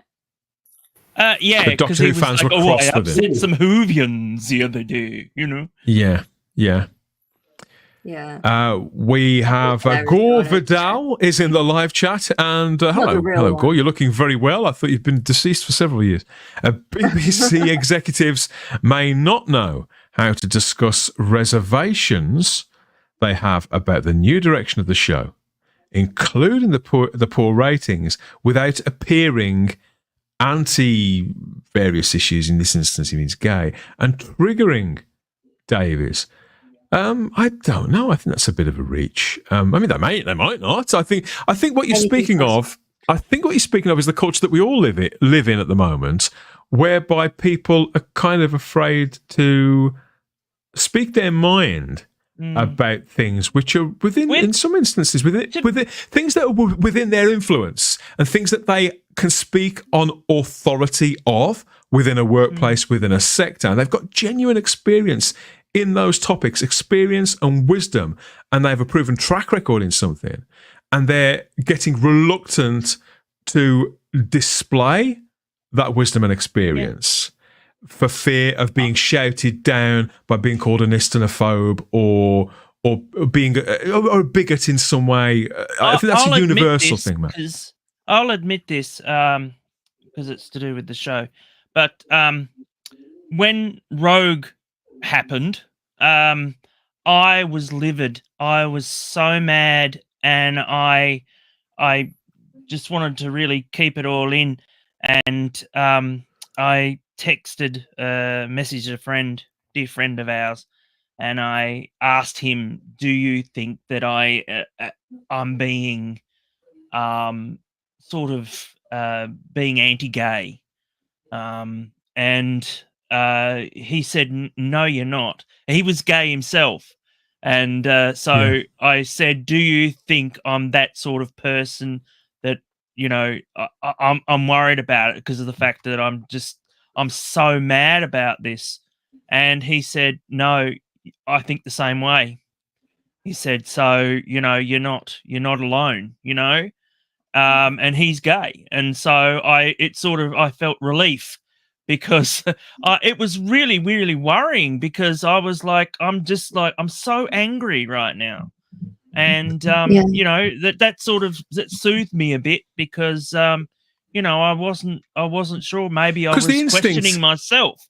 Even it though doesn't make you anti-gay, and it doesn't make social media. If you're a social media user, Shah, the instinct that we have is to, when we don't enjoy something or enjoy something, come to think of it, because I do both, is we don't like something, we go straight to X and say, oh, that episode tonight, what a pile of shit, hashtag Agatha all along, or hashtag Star Wars Clone Wars, or that kind of thing. You know, we do that. But in some ways that's what social media is kind of for sharing in a kind of instantaneous way. But it also means that judgment is just as instantaneous and just as blunt. Okay, here's the thing: you're not anti-gay if you don't like a storyline that involves someone being gay. You're not a misogynist because you don't like something that a woman did. So it's so simple, and it's really, really easy. I actually didn't even mind Rogue that much. I'm a bit not confused, obviously, because everyone has an opinion, but I'm surprised that it's such a bad reaction. It's not. I don't think it is that bad. I actually didn't mind it at all, especially with knowing what I know now and why things happened in that. But that's a different story for another day. I can't believe that is where people's stopping point was. I'll be honest. That's quite surprising. I found it a tough week. I have to say. We'll come to that when we review the story. Maybe you can come on and share your take on it, because I'd love to hear that. Of course I would. Mark Jones is in the live chat and says, I'm sure it'll all come out later down the line. Maybe it'll be another Eccleston, and Ncuti isn't happy. But he's still got a second season this year, so who knows? I mean, Anthony, hey, maybe we'll find out the truth in 17 years' time. That's something to look forward to, isn't it? When he goes to San Diego. Everything to do with the 15th Doctor is certainly protracted. So, yeah, who knows when we might discover this about the third series. It runs the risk, doesn't it, of people zoning out again. You know, if you had the next series that was on in January after Ruby Road, if it had gone out in that January, you would have jumped on the 50th, you would have jumped on Christmas. There would have been that momentum, wouldn't there? That snowballing. But now we've gone to stop again, haven't we? So we don't know when series 2 is. We don't know when somebody's going to announce series 3. We've gone to a halt again, and which is a shame, because you just want to keep, you want the momentum going, and I think it's lost a little bit. I've never seen a massive decline in Doctor Who ratings that have just gone straight down, because even over the years, way previously, they went up and they went down and they went up and they went down. Yeah. These ones was just a progressive straight down. There was no breathing room whatsoever. It was just, and it just goes to show how badly these were received, from the general public. I'm not talking about just Who fans. And at the same time all of this was going on, they were banging the drum for the Whoniverse and tried to get us all amped up for this, which if all the ducks had been in a row, it would have worked. We should have been, chomping at the bit. And I indulge this more than some. Yeah. But this is quite a hard sell when you're watching a TV show that can't seem to hold a course for 40 or 50 minutes without, coming back the next week and being completely different. And as you said, Anthony, he's supposed to be the same character, but he's behaving completely differently. He's dressed completely differently. And you think, well, what's going on? If you can't keep one character consistent, how can you build a Whoniverse out from that with him at the centre of it? It doesn't inspire much in the way of confidence. And after all this time, I hate to keep bringing it up, but where the bloody hell are those AAI figures? Will we ever find out? And that's another thing from the BBC. It's a locked door at the BBC. If that's never happened to another show, that's just another tell, isn't it? It's not that I'm aware of. A time when we never had to have these conversations. I just remember a time when we never discussed, is there going to be another series? Or, is this going to be another shit week? It was more just sort of like, everything's great. We're all I think, we straight down into hell. Well, thank you, Lee. I'm glad you've enjoyed it. Please like, share, and subscribe. Yes, so I think seeing is sort of like a death throw. So, oh, maybe we are. I think we flogged this one as much as we possibly can. So let's just say that the link is in the description because if you want to see this, wonder what the hell we're talking about, the link is in the description for BBC iPlayer for you to go and check it out for yourself. So that episode of the Graham Norton Show that was recorded last Thursday as of time of recording here and transmitted on the Friday evening with Ncuti Gatwa and Selena Gomez, was it Zoe Saldana, and Miranda Hart and the funny fellow with the Tipex on his face. They were there with Graham Norton. You can go and watch that back now. That's up on the usual places. So it's Ncuti Gatwa on form on the BBC iPlayer, and I think it's probably up there for several months. You'll have probably forgotten about this in a fortnight. That's the way things tend to work nowadays, isn't it? And Doctor Who itself is obviously the story to be continued off screen and on. We'll do our best to keep on top of it all here at Type 40 Live and to race back to the webcams and the mics with our gut reactions about the next load of old nonsense that's bound to happen at some point in the not too distant future. Right. Still running. Shot 9 and 1. Take 3.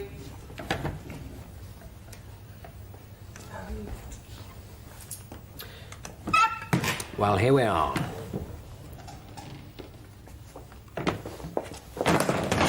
Whoa. Not quite.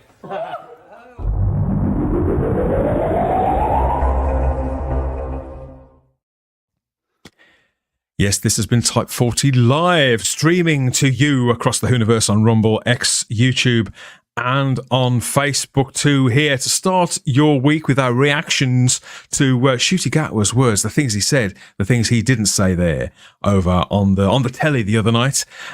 One more thing, we can't possibly go without reminding you where to find us, where and how to get in touch with everything with us and indulge the rest of what we do here at Type 40 and Type 40 Live, Instagram and X at Type 40 Doctor Who. Come at us with more of your thoughts, your observations, the little wrinkles that we may have missed, how uneasy you think Ncuti Gatwa may have looked there during the recording of that edition of the Graham Norton Show for the BBC last week, and what you think it could mean for the future too. Are we looking into this too deeply, or is it just a TV show and they really need to lighten up, or does the truth lie somewhere in the middle, in the grey bits? Let us know. Join the conversation. It's raging on. In fact, huge hundreds of comments on this on our Facebook accounts and in the Type 40 Facebook group. They keep going on and on. That's just these two guys.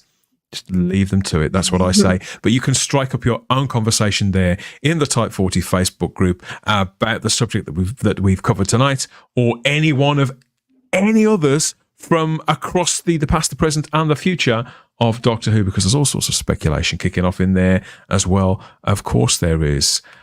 We've really given this one a proper airing, haven't we, MVP?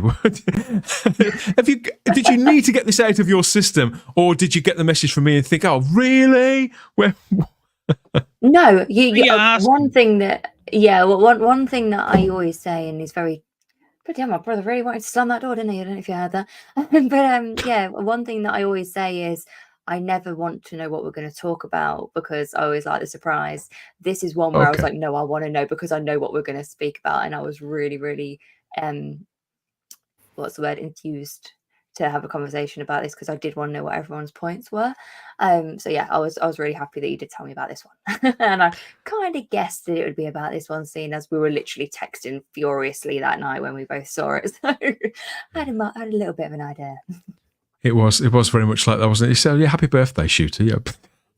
Oh yeah, happy birthday, Shooter. Sorry,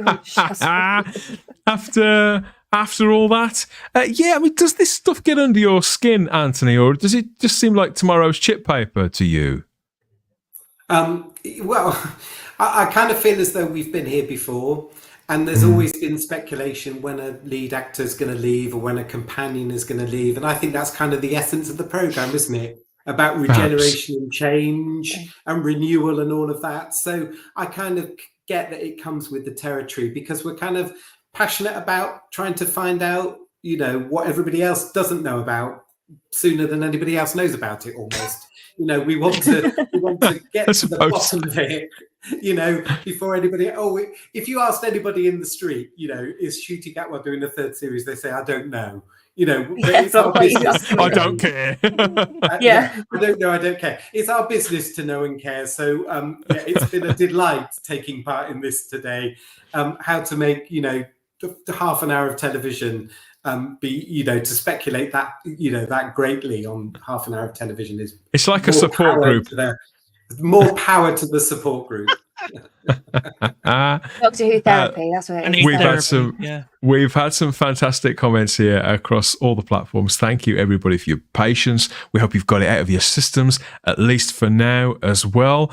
Of course, we're jamming the Sonic in the lock, because we will be back sooner rather than later with more of the same, more hot takes, pet peeves, rants, and indeed raves here at Type 40 Live. So make sure you're subscribed and notified. Hit the cloister bell to get all of that, and we'll be back very, very soon. Matt, as the only real life time traveller on the panel, how's it looking so far for the rest of the week, particularly for Tuesday? Because you're there already, aren't you, mate? Oh, we've had earthquakes down here, so it's right. Hopefully we won't get another one this week. So yeah, it's climate change. I'll tell you what, it's a worry. You know, I'm going to step out here one day and then I'm going to get cooked. So I reckon. So, well, you've got King Charles coming over your way, haven't you, this week? So enjoy that. We don't want him. But, yeah. No, I know. Him and his horse. I heard that your Prime Minister went to you instead. He's a funny. Yeah, he just said, "Well, I'm sorry, I'm away." Oh, he's embarrassing anyway, so I won't worry about it.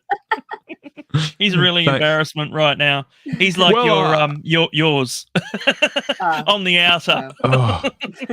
Yeah. Anyway, that's a different conversation. Yeah, we've had far too much fun on this show. Yeah, he's not going to like that. You're going to let it be known. Let news of that spread too far. No. Yeah. Well, we're getting sanctioned too soon, so.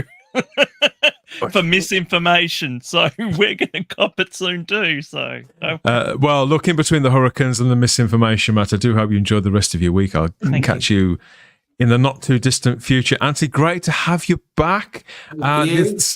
Check out the comments section. By all means, there's some comments for you the other night. There probably will be this evening. Lots of people telling us that you're right.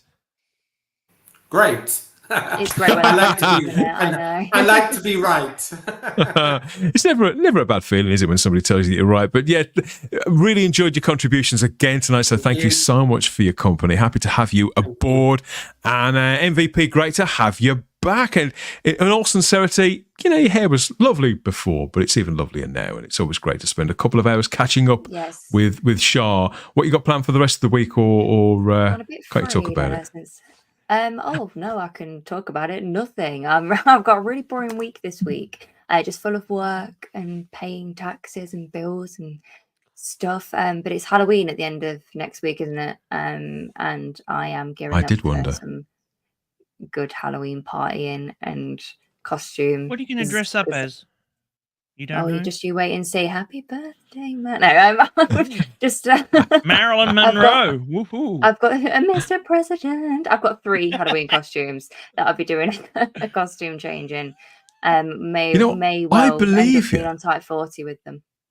If somebody else was to tell me that, I just think, but you probably would. I've probably got a costume that I'll be wearing on Type 40. Something to look forward to, everybody. So yeah, we're going to run around in the old girl for the next 72 hours or so. We'll get lost. TARDIS, aren't you? Not me. Shah will be getting changed into those fancy dress outfits in one of these rooms, but there's so many of them. There's no way that we're going to burst. She'll have her privacy there, I promise you. But yeah, we're going to run around in the TARDIS for the next 2 or 3 days. We'll be back here, same time and space soon, with more Type 40 Live. So we'll see you on the next one. You take care. And don't believe a word of it, whatever it was. Speak to you later. Bye-bye. Bye-bye.